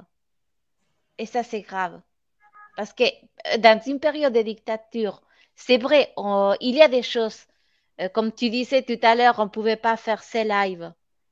Mais pendant la période de la dictature, par exemple, ça s'est créé un mouvement très connu en Argentine et dans le monde, un mouvement des femmes qui s'appelle les mères des places de mai, ou las madres locas, qu'ils disent. Ce sont des mères qui faisaient les tours de la place de mai, juste en face de la Casa Rosada, que c'est le palais présidentiel. Ici en France, en face de l'Élysée, on ne peut pas manifester. Et on est en démocratie. Et tout ça, ça vient d'où? Du fait, là, il y a Goethe qui dit un jour, nul n'est plus esclave que celui qui se pense à tort être libre. C'est ça tout l'arnaque dans les gens autour de nous, ceux qui n'ont pas conscience. Ils pensent être dans une démocratie. Vous connaissez la blague, c'est quoi la différence entre une dictature et une démocratie? Dans une dictature, on te dit ferme ta gueule, et dans une démocratie, on va te dire cause toujours. Ouais. Voilà, et c'est comme ça qu'ils réussissent à nous la mettre. C'est-à-dire que on nous donne l'illusion d'être libre, alors qu'en réalité, il n'y a plus de liberté. Et là, avec le Corona Circus, on a bien vu quand même, parce que là, ils ont dû censurer parce que ça devenait trop. Il y a quand même beaucoup de personnes quand même qui ont pris conscience de l'arnaque. Mais simplement pour dire, donc, et c'est là toute leur génie, encore une fois, parce que moi, il faut rappeler un chat un chat. Ce sont des génies. Ils nous donnent cette illusion grâce à la démocratie d'être libre, alors qu'en réalité, tous les dés sont pipés dès le départ. D'accord? Donc, et dans tous les partis politiques, les nouveaux là qui arrivent, bon, ça c'est les petits nouveaux, on va leur donner une place, dans la cour d'école, on va leur dire, bon, toi, tu as cette zone-là, et si maintenant ce petit commence à avoir plus d'importance, là, tout de suite, on va quand même le briefer, on va lui dire, bon, écoute, voici la zone que tu n'as pas le droit de franchir, sinon tu es mort. Donc, et ça, et pour donner l'illusion, les gens, ils vont voter, ils vont mettre dans l'urne là un truc où je dis, mais t'y crois à ça? Je veux dire, si tu as compris un petit peu qu'ils contrôlent tout, la création du socialisme, c'est eux qui ont voulu. S'ils n'avaient pas voulu que le socialisme voie le jour, mais ils avaient plus d'intérêt à lâcher un morceau que de continuer le côté, je vais dire, un petit peu oligarque, vers lequel on est en train de se rediriger. On est en train de recréer une société qui ressemble étrangement à ce qu'on a connu au 19e, c'est-à-dire les nantis qui vivent dans des palais à Dubaï ou voire même à Neom, puisque ça va être la nouvelle région dans laquelle ils vont tous se retrouver apparemment. et le peuple qui va vivre dans une favela géante. Ça, c'est, regardez le film Elysium si vous voulez avoir un petit aperçu du futur Elysium avec Matt Damon. Là, on voit vraiment vers quoi on est en train de se diriger si ça continue comme ça. Oui, mais si les populations restent dans la médiocrité intellectuelle, on n'en sortira pas. Oui, c'est ça. On voit bien que les élites, oui, mais ils dominent intellectuellement. Et sur comment les gens exercent leur propre représentation, c'est dans le cadre de se soumettre à cette même minorité. Ça veut dire que leur seule liberté, c'est d'aller déléguer ça à une espèce de réseau de sociétés secrètes et ainsi de suite, dans le cadre où cela serait seulement le modèle accepté par tout le monde. C'est-à-dire que les gens ne veulent pas voir la société administrée d'une autre manière, parce qu'ils ont grandi dedans, ils ont leur cadre de loisirs, ils ont leur petite maison, et ils attendent que le système fasse le tour des uns derrière les autres, à les dépouiller. C'est ça où c'est compliqué. C'est pour ça qu'ils n'ont pas besoin d'instaurer une démocratie qui soit violente, puisque le système est largement accepté par une grande majorité des populations qui, même par dépit, n'acceptent même plus de se manifester. Du coup, on dit qu'effectivement, on dit les gens sont pas libres. Alors, ils sont pas libres, mais parce qu'ils sont esclaves d'eux-mêmes, de leurs croyances et de leur ignorance, finalement. Pas esclaves d'eux directement, puisque le jour où on fait valoir notre représentativité dans un volume assez important, eh ben, ils auront plus d'emprise sur nous, tout simplement, en fait. Sans même qu'une goutte de sang ait été versée. Donc, normalement, il n'y a pas nous, une goutte de ça vient sang de à nous. verser. Dès le moment où l'humanité, où il y a une grosse majorité d'humains qui commenceraient vraiment à raisonner comme nous, on leur tourne le dos et puis, je veux dire, ils n'ont aucune emprise. C'est pas possible. D'ailleurs, moi, j'avais parlé de confinement avant le confinement. C'était aussi un truc, au moment des Gilets jaunes, j'avais dit, mais bon Dieu, au lieu de manifester, pourquoi est-ce qu'on n'attend pas le printemps? Parce qu'en plus, le premier confinement, il était au printemps. Mais moi, je parlais, donc c'était pour 19, pardon, c'était début 19, parce que c'était en novembre 2018, Gilets jaunes. Je disais, et si on attendait le printemps, on fait des réserves, mais pour tenir 4-5 semaines, et on ne va plus consommer. On n'achète plus rien pendant 4-5 semaines, plus d'essence, plus d'électricité. C'est pour ça que j'avais proposé le printemps, parce que là, il fait plus longtemps jour, donc plus de gaz, plus de banques, plus d'assurance, plus de supermarchés, tout ça. Et on essaye de vivre pendant 4-5 semaines avec ce qu'on a pu avoir comme réserve. Ben, le système économique, il va s'effondrer devant nos yeux, puisqu'ils ne peuvent pas vivre un jour sans qu'il y ait des mouvements boursiers et tout ça. Mais c'est nous qui aurions provoqué Mais après, il faut aller aussi une quantité. Il fallait une quantité pour que ça fonctionne, tu vois. Il fallait qu'une grosse quantité. Mais comme il y a beaucoup de personnes qui n'ont pas conscience du merdier dans lequel on est, pour eux, les cow-boys sont là, il y a les Indiens sont les méchants, les cow-boys sont les gentils. Et c'est comme ça que la plupart des gens fonctionnent. Ils n'arrivent pas à s'imaginer qu'on a affaire à une caste de gros malins qui sont là depuis des siècles et des siècles, qui ont toujours mis en avant des pantins, que ce soit des rois, parce que pour moi, les rois ont aussi souvent joué des rôles de pantins, parce que le roi, ou bien l'empereur, quand on prend un exemple comme Napoléon, qu'on voit comme étant quelqu'un de puissant, mais même Napoléon disait à son époque, dites-vous bien, écoutez bien, Napoléon Bonaparte, empereur de France, disait, dites-vous bien que celui qui tend la main aura toujours moins à dire que celui qui met dans la main. Parce que le grand empereur Napoléon, s'il n'y avait pas les Rothschild pour lui mettre de l'argent dans la main, il ne pouvait pas foutre le bordel à travers toute l'Europe, d'accord? Donc déjà, les Rothschild, l'implication, la puissance des Rothschild, de la banque de Rothschild, qui est encore plus puissante aujourd'hui, et pas seulement les Rothschild, il y a plusieurs familles qui contrôlent le monde depuis quelques siècles, etc., parce qu'ils ont ces connaissances, ils savent exactement comment manipuler les gens, il y a toute la psychologie humaine, ils ont intégré pleinement comment est-ce qu'on manipule les choses, parce que les gens, ils ont aussi du mal à s'imaginer, tu veux dire qu'il n'y a que quelques personnes qui contrôlent le monde entier. Mais je dis, tout comme un directeur peut contrôler toute une société par un système hiérarchique, on peut s'imaginer qu'il y a quelques familles de personnes qui sont, ils tiennent, ils sont cuits et chemises. Eux, ils tiennent ensemble comme pas possible. Parce qu'ils mais ça fait longtemps que c'est comme ça. Rien que pour ça, il faut lire Marc Aurèle. Et puis Marc Aurèle, qui était empereur, il décrivait très bien comment, en fin de compte, il était lui empereur et puis il y avait les puissances qui étaient au-dessus de lui. Donc, faut bien comprendre que ce système est en place depuis très, très, très longtemps. Le savoir qu'ils distillent avec leur forme géométrique et machin chose, les gens devraient faire de la géométrie pour savoir définir de quelque chose qui est et possède un rapport d'unité. Et pourtant, ils n'ont pas caché une seconde la somme et le savoir qu'ils ont. Nous sommes juste incapables, comme disait Goebbels, il suffisait de réduire nos capacités intellectuelles qui étaient déjà pas très élevées, mais à ce niveau-là, bah forcément qu'ils dominent. Parce Forcément, que pour vivre une vie humaine d'adulte, le niveau intellectuel d'un enfant de 8 ans suffit. Ouais. Voilà, 8 ans. Bah, on en est réduit là. Voilà. Maintenant, rassembler tout un tas de bonnes volontés humaines de façon où la forme d'intelligence, c'est la connaissance de soi-même en tant qu'être égaux, dans un principe arithmétique où on est des êtres égaux, et pourtant, ça a l'air d'être du b.a.-ba.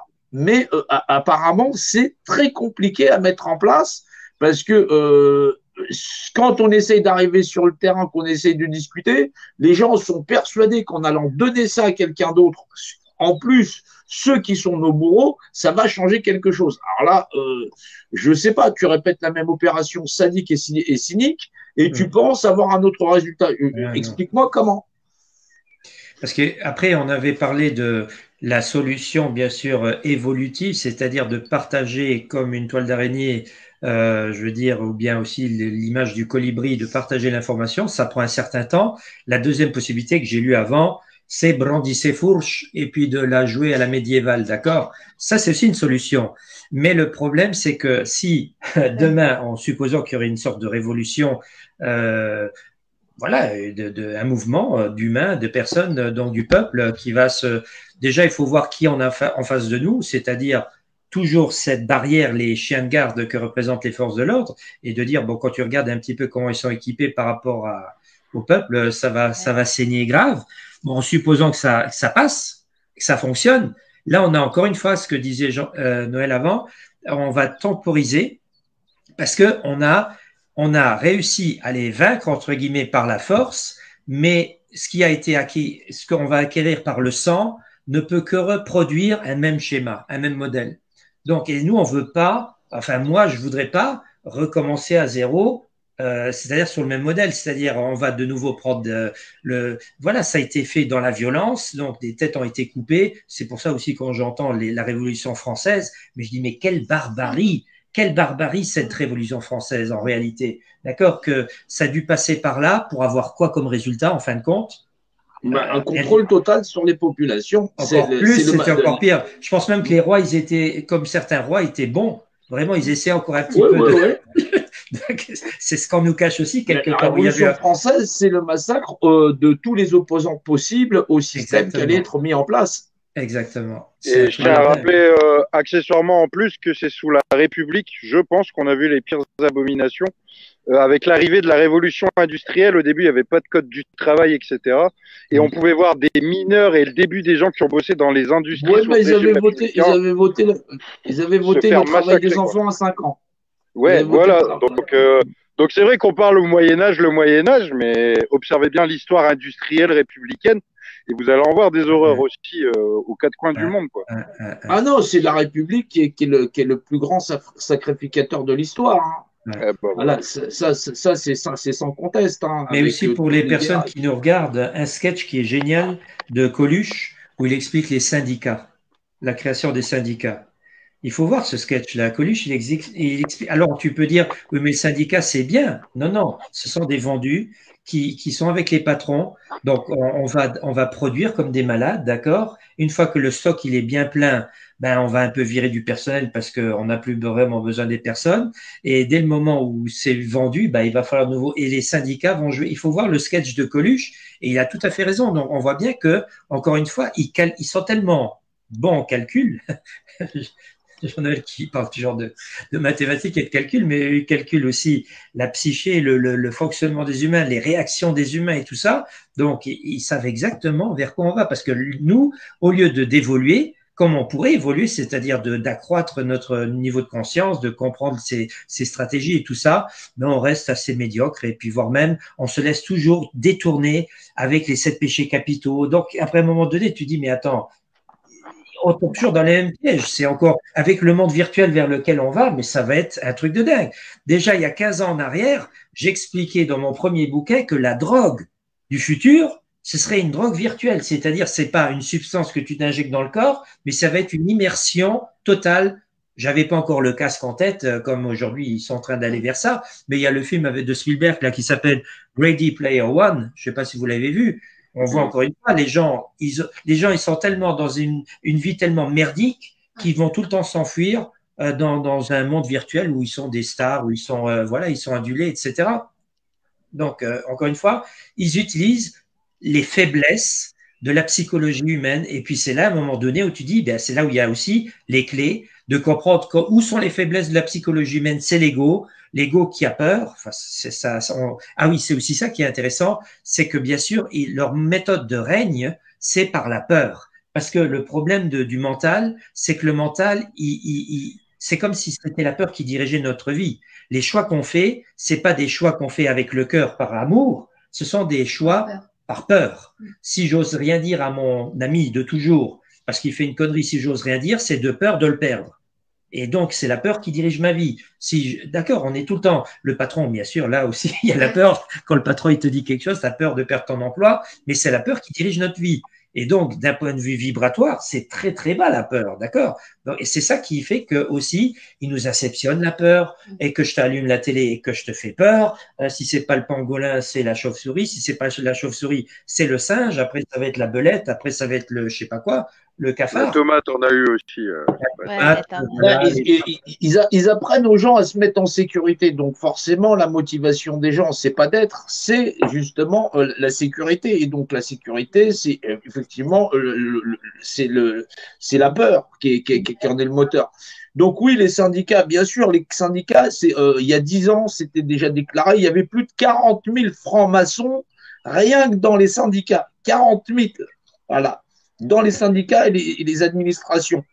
Faut bien comprendre que c'est un petit peu le réseau RH, comme quand on décidait un petit peu de dire bah, dans 2 ans, on va réduire 50% du personnel, et on avait dans ces entreprises des gens qui étaient là pour déclarer qu'un tel, il avait fait une faute grave, un tel, il avait fait une faute grave, des gens qui étaient du harcèlement moral sur les employés, les employés mis au placard. Ça évitait effectivement ce qu'on avait, les cours de, comment ça s'appelle ces cours de justice entre employeurs et employés. Donc oui, bien sûr, ça permet de dégraisser avant même que les RH aient à trouver des reclassements pour ces populations. Ça permet effectivement d'accompagner ce que vont faire le patronat dans le cadre d'encadrer les employés. Bien sûr que l'outillage n'a jamais été entre les mains des employés, sauf dans de très petites structures. Mais en fin de compte, on voit bien comment l'action syndicale a servi à pourrir et à diviser les salariés dans chacune des fonctions, qui fait qu'aujourd'hui, seuls les médicaux avec les médicaux, les pompiers avec les pompiers, c'est tellement divisé que sur le terrain, ça n'a plus d'action. Et donc, forcément… Si tu ne peux pas corrompre celui-là, tu vas pouvoir corrompre l'autre à côté. Voilà. Donc, le diviser pour mieux régner. Je confirme à 100% parce que du coup, on a créé le syndicat Gilets jaunes et qu'on est confronté au monde syndical perpétuellement. Et donc, force est de constater qu'effectivement, là, nous, on a nos commencements, donc on est en immersion. On voit comment ça se passe. On essaie de créer du syndicalisme d'un nouveau genre qui n'a jamais existé, qui serait vraiment horizontal, où un adhérent égale une voix chez ceux qui en font partie. Mais je confirme qu'effectivement, toutes les centrales confondues, peu importe les affinités idéologiques ou politiques, elles sont complètement corrompues et elles sont là, en fait, précisément pour te faire croire qu'il y a une négociation et un rapport de force, mais qui est déjà pipé à l'avance en réalité. On t'annonce, par exemple, 5000 suppressions de postes pour te choquer. À la fin, on tape sur 2500, mais les 2500, ils étaient déjà prévus à l'avance, en réalité. C'est pour te faire croire qu'ils sont prévus, voilà. Ils sont prévus sur certains nombres d'années. Moi, j'ai enquêté pendant quelques années sur ces réseaux-là. J'ai fait la défense, les secteurs, machin chose. J'ai fait les grandes tablées. Donc, ouais, c'est l'infiltration, tout ça, je connais. Et donc, ouais, on a affaire à des groupes patronats, donc tu les sers à leur table. Bah, c'est ça l'infiltration, il faut être placé aux bons endroits et t'attends et tu entends ce qu'ils disent. Et là, en fin de compte, tu as globalement comment ils gèrent la structure, les petites structures, les multinationales et ainsi de suite. Voilà, c'est très impressionnant parce qu'ils peuvent prévoir longtemps à l'avance. Hein. Ça va de les petits projets, c'est 2 ans à l'avance pour savoir comment ils vont liquider, jusqu'à 5 ans à l'avance, mais ils sont déjà sur autre chose. Ils sont déjà sur autre chose, c'est sur d'autres projections. Voilà, un petit peu Justement, comme. ouais. En ce moment, il y a les protocoles d'accord préélectoral, les PAP, que la plupart des salariés ne connaissent même pas et qui, justement, sont déjà en train de, en amont déjà des élections professionnelles, de poser un cadre qui sera fortement défavorable aux salariés sur les années qui suivent. Déjà, avant même les élections professionnelles, ils préparent le. Oui, mais les gens sont sur une réaction que qu'est-ce que le gouvernement va faire alors que ces papiers-là sont déjà dans les grandes orientations européennes. Voilà, les GOPÉ. Voilà, c'est-à-dire que comment ils allaient nous bouffer à la retraite, c'était signé depuis Chirac. Donc, c'est pas depuis Sarkozy, c'est pas depuis Hollande, c'est pas depuis Macron, c'est Chirac qui signait quand il était en Espagne. Tout ça, ça veut dire que c'est signé il y a plus de 15 ans. Il y a plus de 15 ans, les populations ne sont même pas à jour de décisions qui ont été prises il y a plus de 15 ans, de savoir quelles réformes Macron est obligé d'opérer factuellement sur des accords que Macron lui-même signe, dont en vérité l'action n'aura lieu que dans 15 ans. Faut bien se rendre compte comment ça fonctionne. Les populations sont parfois même des lois qui sont votées pendant les vacances, pendant les fêtes, tu vois, des trucs un petit peu comme ça en sous-marin. Très tard la nuit, très tard la nuit. Voilà, c'est une loi qui on va déguster les copains, hein, je vous le dis. Oui, mais c'est une loi qu'on va ressortir dans 5, 6 ou 7 ans en disant mais la loi elle a été votée il y a super longtemps, c'était en sous-marin. Ouais. Voilà. Ouais. Tout ça, moi, si ça fait déjà 1h35, Norma, mais de ce en tout cas, de tous les échanges, si les gens sont perdus, il y a un message principal qu'on fait passer, c'est que parti politique, c'est mort. Syndicat, c'est mort. Structure pyramidale, c'est mort. Donc, en fait, on peut compter, pour ceux qui ont commencé ce chemin d'éveil et qui sont conscients de la dangerosité de la situation, on ne peut compter que sur nous-mêmes. Donc, ça commence d'abord par soi, déjà, remettre en question toutes ces croyances, etc. Et arrêter d'avoir le syndrome du super-héros qui me rend fou, moi aussi, depuis tant d'années, d'aller chercher des super-héros à droite, à gauche, parce qu'en fait, on est les super-héros que de nous-mêmes. Et pour résumer, du coup, sortons de la servitude volontaire, quoi. Là, il y a une phrase qui est aussi magnifique qui dit un arbre que l'on abat fait beaucoup de bruit, mais une forêt en train de germer n'en fait aucun. Et donc, justement, quand tu vois les grands mouvements qui font beaucoup de bruit, et tu vois derrière, c'est un pétard mouillé. Mais justement, ce travail de colibri que chaque personne devrait faire, d'abord sur soi, œuvrer énormément sur soi, d'avoir une cohérence dans les propos qu'on a, et pas seulement d'être comme beaucoup de personnes, enfin, comme certaines personnes, ça parle beaucoup, mais derrière, zéro acte. D'accord? Donc, d'être en congruence avec soi-même. Donc, d'œuvrer sur soi. Et là, tu comprends que ça, c'est cette forêt en train de germer. Et crois-moi que cette forêt-là, si tu as des personnes vraiment qui ont œuvré sérieusement sur eux, qui vont réceptionner ces informations-là à leurs enfants, qui aient une certaine éthique, de ne pas tomber dans les pièges du système dans lequel on est, ou bien de dire, mais c'est de l'intérieur que tout ça, ça doit se faire. Et puis à un moment, voilà, et c'est comme ça qu'il peut aussi éventuellement exploser, puisque c'est de l'intérieur. Parce qu'à l'extérieur, qu'est-ce qui se passe? T'es montré du doigt par ceux qui sont jaloux parce qu'ils n'ont pas eu les couilles pour y aller avec, d'une certaine manière. Donc, tu es une secte ou je ne sais pas quoi parce que tu as osé créer un collectif à droite ou à gauche, etc. Ou bien vis-à-vis du gouvernement, bien sûr. Là, tu montres, là, tu es visible, tu es encore plus visible et là, tu t'exposes d'une certaine manière. Donc, de faire un travail de l'intérieur sur soi, de faire sa part de colibri. Et là, tu as vraiment cette forêt en train de germer. Et pour moi, ça, c'est vraiment une clé extrêmement importante. Tu peux pas changer le monde extérieur ni même agir sur la matière si tu commences pas par déjà agir sur toi-même. C'est les deux vont ensemble en fait. L'individualité pour après arriver sur le collectif. Et ça passe aussi du coup par l'intellect et un travail sur soi bien sûr. C'est là aussi où toute la dimension ésotérique qui est tellement mal comprise. donc le ESO, qui est le travail intérieur qu'on doit faire, l'alchimie. Donc alchimie, ça veut dire la chimie du spiritus, de l'esprit, de œuvrer sur soi, et que le monde extérieur n'est qu'un miroir en fait de notre intériorité, individuellement et collectivement. Nous sommes, voilà, c'est nous le monde extérieur.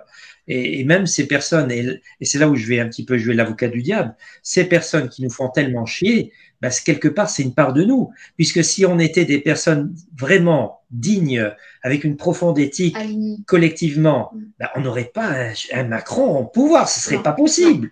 Ce serait impossible. Si la grosse majorité du public, du peuple français, étaient des personnes cultivées, intelligentes, qui s'intéressent un peu à tout, qui élèvent leurs enfants avec une certaine, ben, on n'aurait pas ces gens-là qui pourraient. Ce serait pas possible. Ce serait pas possible. Les gens doivent se réapproprier les lois qui font de nous des êtres humains vivants et des êtres représentés. Tant que ces lois-là ne seront pas acquises par chacun d'entre nous en tant que nous sommes des êtres égaux par représentation, la représentation de nos enfants, de nos personnes âgées, eh ben on la donne entre les mains des gens qui vont soi-disant nous administrer et qui vont les terminer ceux dont les vieux jours à coup de rivotril. Bah oui, mais si on n'est pas au courant du pouvoir du représentant, si on ne sait pas ce qu'on est chacun nous en tant qu'être représenté, forcément que ces gens-là qui réclament toute légitimité sur toute représentation humaine, végétale, animale, que ce soit les banques, que ce soit les Rothschild, que ce soit Macron ou toute cette caste, bien sûr que personne ne va leur dire « mais ouais, mais moi j'existe, je suis un être représenté et je ne suis pas d'accord avec vous ». Mais ça, il va falloir leur mettre les lois de cette représentation physique, de cet univers où le fondement, c'est un individu en égal un autre, par principe de représentation, où nous ne sommes pas souscripteurs. Il faut leur rentrer dedans. C'est un face-à-face qui se veut inévitable de toutes les façons. Donc, autant qu'il soit bien préparé par l'ensemble des participants. Maintenant, je pas de violence, mais et ni de violence, mais juste de la rationalité et de la connaissance. Et maintenant, je vais rejouer l'avocat du diable encore une fois. C'est par rapport à chaque personne a un droit, enfin le droit entre guillemets, d'aller voter et de donner son opinion. Jacques Brel a dit un jour, c'est quoi la démocratie? Ben, t'as 10 philosophes, des personnes donc t'as 11 philosophes d'un côté et 11 abrutis de l'autre côté. Ben, c'est les 11 qui vont gagner. Donc ça, c'est la démocratie. Et il existe bon, maintenant, je fais simplement ça pour provoquer encore une fois, d'accord? C'est-à-dire que tu as des personnes qui savent rien de rien, d'accord? Et ils vont voter, ils vont mettre donc Macron parce qu'il a une bonne tête. Oh, il est gentil à la télé, c'est un jeune dynamique, etc. Ils vont mettre leur billet dans l'urne. Et c'est des personnes, ils savent absolument pas ce qui se passe en amont. Ils ont zéro connaissance. Combien de personnes vont voter en regardant la tête du candidat? Des conneries comme ça. Donc, il existe des permis pour tout. Permis de construire, permis de voiture, permis de conduire et tout. Mais maintenant, pour provoquer encore une fois, il devrait exister un permis de voter. D'accord? On pourrait estimer l'intellect d'une personne pour dire, mais est-ce que son vote, est-ce qu'il a du crédit? Parce que tous les abrutis, excusez-moi du terme, qui ont voté Macron, je me dis, attends, qu'est-ce qu'ils n'ont pas compris? Ou bien justement, il y en a qui ont voté pour lui, bien sûr, parce que ce sont des riches, des personnes qui savent exactement qu'il est en train de faire des lois pour enrichir les riches et puis appauvrir les pauvres, comme dirait dans Salus. Mais une grosse majorité de personnes qui ont voté Macron, tu te dis, mais qu'est-ce qu'ils ont dans le ciboulot, ces gens-là? Et c'est simplement des personnes qui n'ont pas la maturité, tu m'excuses, pour faire ça. En Grèce antique, il n'y a pas n'importe qui allait voter non plus. Hein. Bah, ils ont utilisé pour ces élections, ils ont utilisé la politique de la peur, ils ont utilisé les principes de corruption, il y a eu des cadeaux faits aux entreprises, il y a eu des grosses entreprises qui ont menacé directement leurs employés en disant s'il n'est pas élu, bah, on fermera boutique. Tu as eu des cadres supérieurs qui ont eu peur parce qu'ils sont du bon côté de la barrière, ils sont du côté de la barrière où ils encaissent de l'argent, même sur la misère des autres. Hein. Faut bien, il y a eu les cadeaux aux petites PME et ainsi de suite. Bien sûr que des gens l'ont suivi. Donc, ils se sont garantis une minorité. Il est passé avec 27% des suffrages exprimés. Voilà, quand les gens comprennent que les élections, c'est une opération en réduction, où dès le premier tour, celui qui est simplement chargé de 27% de plébiscite, il couche dès le départ 73% du suffrage exprimé, c'est juste une opération qui permet à une grande majorité d'accepter au final, donc d'accepter le principe de soumission, parce que cette soumission sera recadrée au deuxième tour, qu'une minorité va les dominer pour, là c'est un quinquennat. Mais bien sûr que les élections, c'est faire accepter à la majorité de la population qu'elle sera soumise. Peut-être un septennat, il en avait parlé, attention. Oui, mais le septennat, il pourra le faire que si effectivement il fait voter la loi pour les prochaines élections, pas pour celles en cours. Pas pour celles en cours, c'est pour celles en cours, ça c'est ça. Mais je reste quand même d'avis que les élections sont compliquées. Il y a pas, c'est complètement faux. Tout ça, c'est pipé. J'avais même à la première.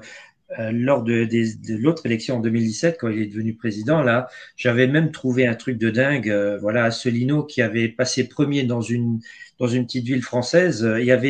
Tu pouvais aller voir les résultats sur un site qui s'appelle l'agenda des mairies. L'agenda des mairies. Donc, tu avais tous les résultats des votes. C'était le premier tour, donc au premier tour. Mais tu avais aussi, bien sûr, le ministère de l'Intérieur. Et quand tu regardais sur les deux sites, tu avais des chiffres complètement différents pour la même ville. Je dis, attends, il y a un problème là, il y a quelque chose qui cloche. Et dans cette petite ville qui s'appelait, si je ne me trompe pas, Oudin, comme ça de mémoire, je pense, il y avait quoi, 150 habitants là-dedans, hein, dans cette ville. Donc, il n'y avait pas 150 personnes qui ont voté non plus. Ou bien il y avait 150 personnes qui ont voté parce que c'est un petit bled. Et donc, Asselineau était en premier. Donc, ça, c'était dans l'agenda des mairies. Et sur le site du ministère de l'Intérieur, là, c'était différent. Et quand tu allais quelques heures plus tard sur le site, ça avait été changé. Et là, tu dis, attends, qu'est-ce qui s'est passé entre-temps? Et là, je me suis dit, attends, si moi, luxembourgeois, petit luxembourgeois, je trouve un truc pareil. Et c'est là où j'ai mis un peu en doute la sincérité d'Asselineau, parce que je me suis dit, si moi, petit luxembourgeois, j'ai découvert ça, tu vas pas me dire qu'il n'y a pas des lieutenants d'Asselineau qui auraient découvert ça. Et moi, j'aurais eu le toupet d'aller dans cette ville, de faire du porte-à-porte, imagine, et de dire, est-ce que vous avez voté pour moi? Je ne veux pas savoir pour qui vous avez voté, mais est-ce que vous avez voté pour moi? Et s'il serait tombé sur une cinquantaine, parce qu'il avait quoi, 25 votes, il en aurait trouvé au moins une douzaine ou 13, parce qu'il était à zéro, il était passé de 25 à 0. Et là, tu dis à un moment donné, donc, déjà, pendant les premières élections, moi, j'avais découvert quelque chose comme ça, où je me disais, attends, comment c'est possible que ça change dans quelques heures? J'avais même fait des print screens, d'accord, pour avoir les trucs. Bon, je les ai plus entre-temps, j'ai viré tout ça. Mais c'est simplement pour dire, donc moi, je suis prêt à mettre ma main à couper que les élections actuelles, ils ont été complètement pipées, comme chez les Américains. C'est pas pipé parce que c'est basé sur la représentation. Donc, à partir du moment où tu acceptes, tu signes le système de tutelle et que tu délègues cette représentation, c'est plus la tienne. C'est-à-dire que après eux, ceux qui gèrent le système font ce qu'ils veulent.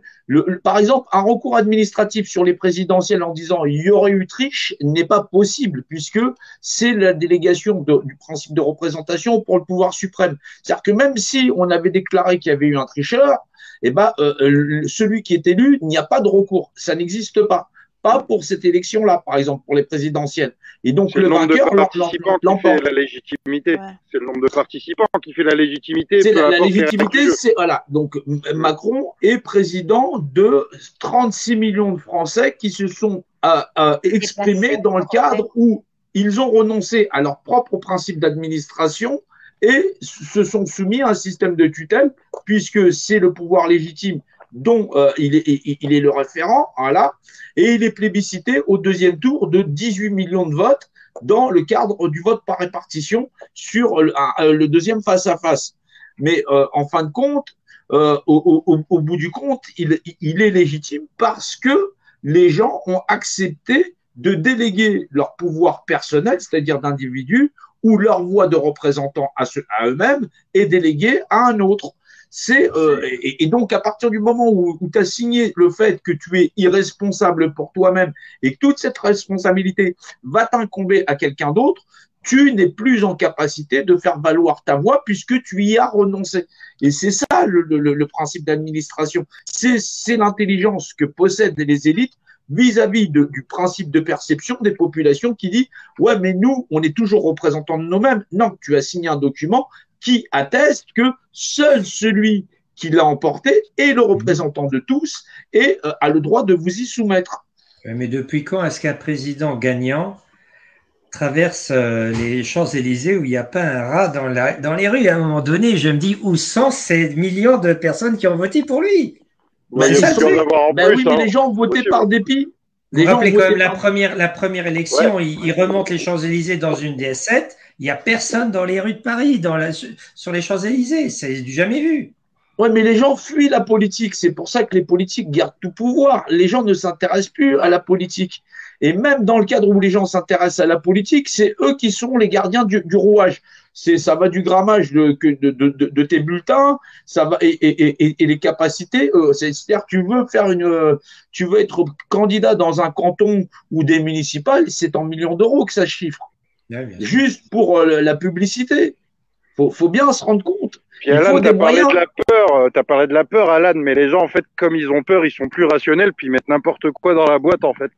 Et puis après, quand ils se sont calmés, après, ils disent « Ah ouais, c'est vrai, j'ai peut-être fait n'importe quoi. » Il y en a beaucoup qui réalisent après coup qu'ils ont fait les cons. Maintenant, je suis pas pro-Le Pen, mais quand tu vois les bulletins d'un côté de Macron, de l'autre côté Le Pen, où il y avait déjà des marques, des petites encoches dans les bulletins de Le Pen, si maintenant les gens ne font pas attention, et quand ils sortent, il n'est pas valide puisqu'il a été endommagé. Donc, à un moment donné, tu peux en faire des milliers de... Tout ça, ça reste des faux problèmes. C'est-à-dire que le système, il va te balancer tellement d'informations que tu vas dire, on va attaquer là, là, là et là. En fin de compte, la seule chose qu'il faut savoir, c'est que le pouvoir de la représentation, c'est la seule chose qu'ils viennent chercher dans les populations pour leur donner légitimité sur les populations. Si ce pouvoir de représentation n'est pas donné à ces élites ne peuvent pas se gratifier d'être légitimement les représentants des gens qui n'y ont pas consenti.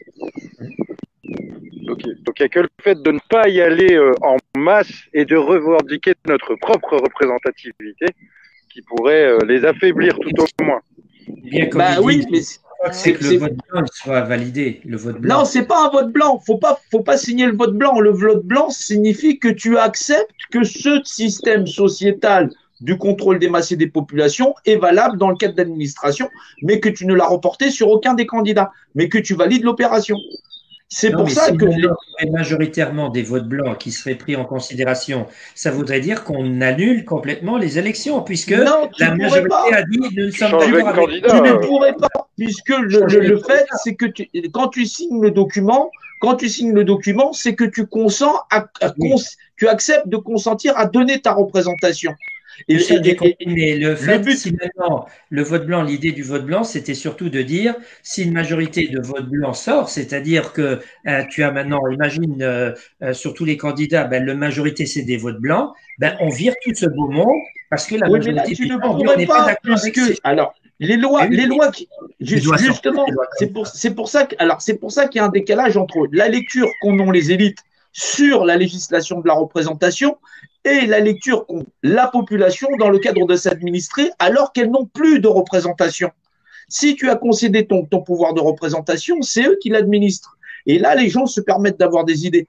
Or, là, ce qui régit le code électoral et l'ensemble du code civil et du modèle constitution, c'est les lois de la représentation, le fait qu'on existe. On est des êtres dimensionnels, représentés, et cette représentation qui fait de nous des êtres égaux, ou comme deux crayons par représentation, est toute somme arithmétique dans le cadre d'être représenté ou de transférer le pouvoir de l'un vers l'autre. C'est ça, il possède une intelligence structurelle qui est différente du principe d'appréciation de dire non mais il faudrait donner ça à quelqu'un. Non, tu fais des gosses, tu les donnes pas à quelqu'un d'autre. Ce sont tes gosses, tu les éduques. On a une société commune on évolue tous ensemble. Ils ont capté tous les principes d'administration du fait qu'effectivement, ils en contrôlent tous les sens. Ils nous font passer pour des marchandises parce qu'ils ont décidé de légiférer sur le cadre de comment nous allons deviser entre nous, c'est-à-dire échanger entre nous. Et effectivement, ils nous imposent des monnaies. On a eu l'euro, on a eu le franc, on a eu l'ancien franc, on a eu le sel. Ce sont toujours les classes dirigeantes qui devisent sur nos capacités d'échange. Et les gens sont soumis en leur concédant quoi? Le pouvoir sur eux-mêmes, c'est-à-dire, oui, l'esclavage est interdit, et donc, oui, si tu n'es pas souscripteur d'un type de représentation, cette représentation ne peut pas être imposée. Il faut utiliser la loi contre la loi. Et c'est pour ça qu'on peut leur faire face. On peut leur faire face avec la législation de la représentation, mais la législation de la représentation ou de toute chose représentée est d'abord de nature dimensionnelle. Et c'est pour ça qu'il va falloir qu'on élève notre niveau intellectuel et de perception dans le cadre de les affronter dans la réalité dimensionnelle. Il n'y a que là qu'on pourra les avoir. Ils ont un niveau intellectuel qui est supérieur à celui des populations, et ça, nous devons être à niveau. C'est une histoire géométrique aussi en réalité et de gestion de volume. C'est ça. On est des volumes. Hein. On est 1 mètre cube, on est 2 mètres cubes, on est 1,80 m, on est 80 kilos, 90 plutôt. Voilà. On est, jusqu'à 100 kilos parfois. Donc oui, on est des volumes. Et bien sûr, quand on parle de la bourse, on parle du volume d'échange. Quand on parle de toute chose, on parle de volume. Tout ça, c'est des volumes. Voilà. Quand on parle de somme, on parle de volume en euros. On est toujours dans des valeurs unitaires. Et ça, le rapport d'unité, dimensionnellement, les gens ne le comprennent pas. Ils sont dans le narratif de ceux qui font des lois pour le bétail. Et ça, il va falloir qu'on arrive à l'ensemble de cette dissidence, tous ceux qui veulent vraiment stopper le système, à ce qu'on tombe d'accord sur la manière d'agir, de rassembler les populations, à ce qu'on cesse effectivement la société du monde cannibale. Il nous tue par notre talon d'Achille, notre capacité à marchander ce que nous sommes dans la création. Bon, moi, on va arriver presque aux 2 heures de live. Je pense que c'est pas mal.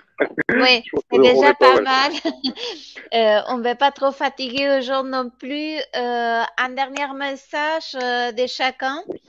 Alan, un dernier message et avant de couper le live. Tout simplement, moi je reste sur ce que j'ai dit, bien sûr, cultivez-vous, intéressez-vous à tout, montez votre niveau de conscience, prenez conscience aussi ce que veut dire le changement de conscience, c'est-à-dire d'être tous les jours une meilleure version de vous-même, de pouvoir évoluer dans vos pensées, de vous voir comme vous pouviez penser encore il y a 5-10 ans en arrière et de dire oui, je pensais peut-être comme ça à l'époque, mais aujourd'hui, j'ai changé de conscience, c'est-à-dire j'augmente mon niveau de conscience.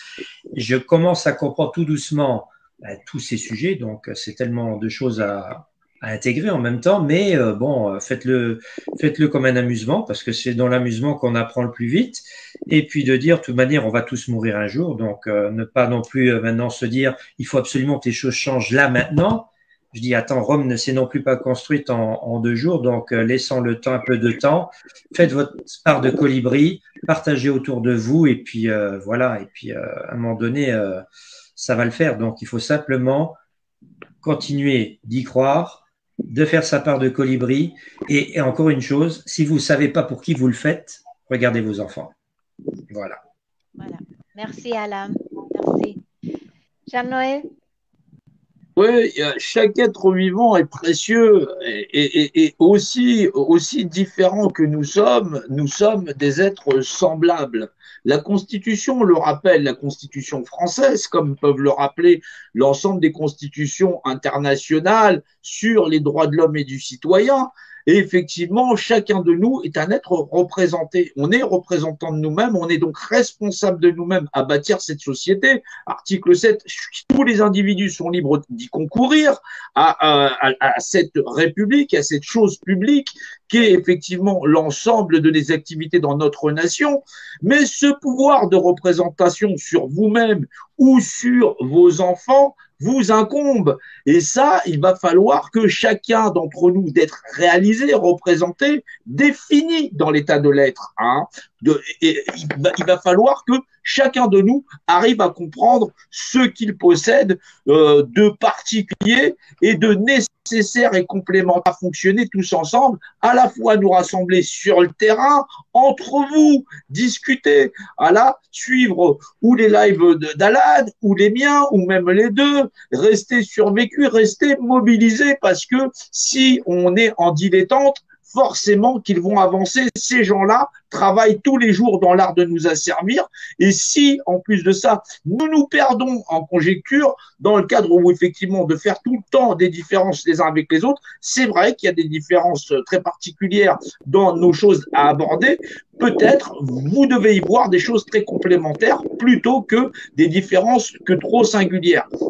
Donc oui, moi je dis que chaque individu, chaque chose représentée possède une valeur de densité, elle est définie dans l'image qui possède un rapport d'unité, donc tout se dit par Dieu, puisque toute chose est définie dans l'image qui possède un rapport d'unité, qui fait que ces deux choses-là ne sont pas de même nature et confèrent à deux choses de même nature les mêmes propriétés, les mêmes droits dans les principes de représentation. Nous sommes tous des êtres humains, représentants de nous-mêmes, et c'est à nous tous ensemble de nous donner la main pour construire demain. Voilà, parce que sinon, ces gens-là vont le faire à notre place sans qu'on ait notre mot à le dire. Je vous remercie à tous et on va continuer. Arrêtez d'être feignant, comme je dis, et allez chercher, interrogez-vous, qu'est-ce que vous voulez faire, et surtout, il faut rejoindre les mouvements qu'il y a à côté de chez vous. Il y a toujours des choses à côté de chez nous. Toujours une petite association, un petit groupe qui vont faire ceci, cela. Et il faut se mobiliser. Merci à vous tous. Et Merci à tous aussi, merci aux modérateurs aussi qui sont là. Il y a eu des messages un peu virulents, comme d'habitude, mais les modérateurs, ils ont fait son travail comme il faut. Merci beaucoup à vous trois et à bientôt. Merci à toi, Norma, pour ton engagement depuis toutes ces années, et je sais, te connaissant personnellement, tout ce que tu fais au quotidien. Et bravo à toi, Norma. Merci. Et bravo à tout le monde, en fait, tous ceux qui se bougent. Merci à tous. Au revoir. Ciao, au revoir. Ciao.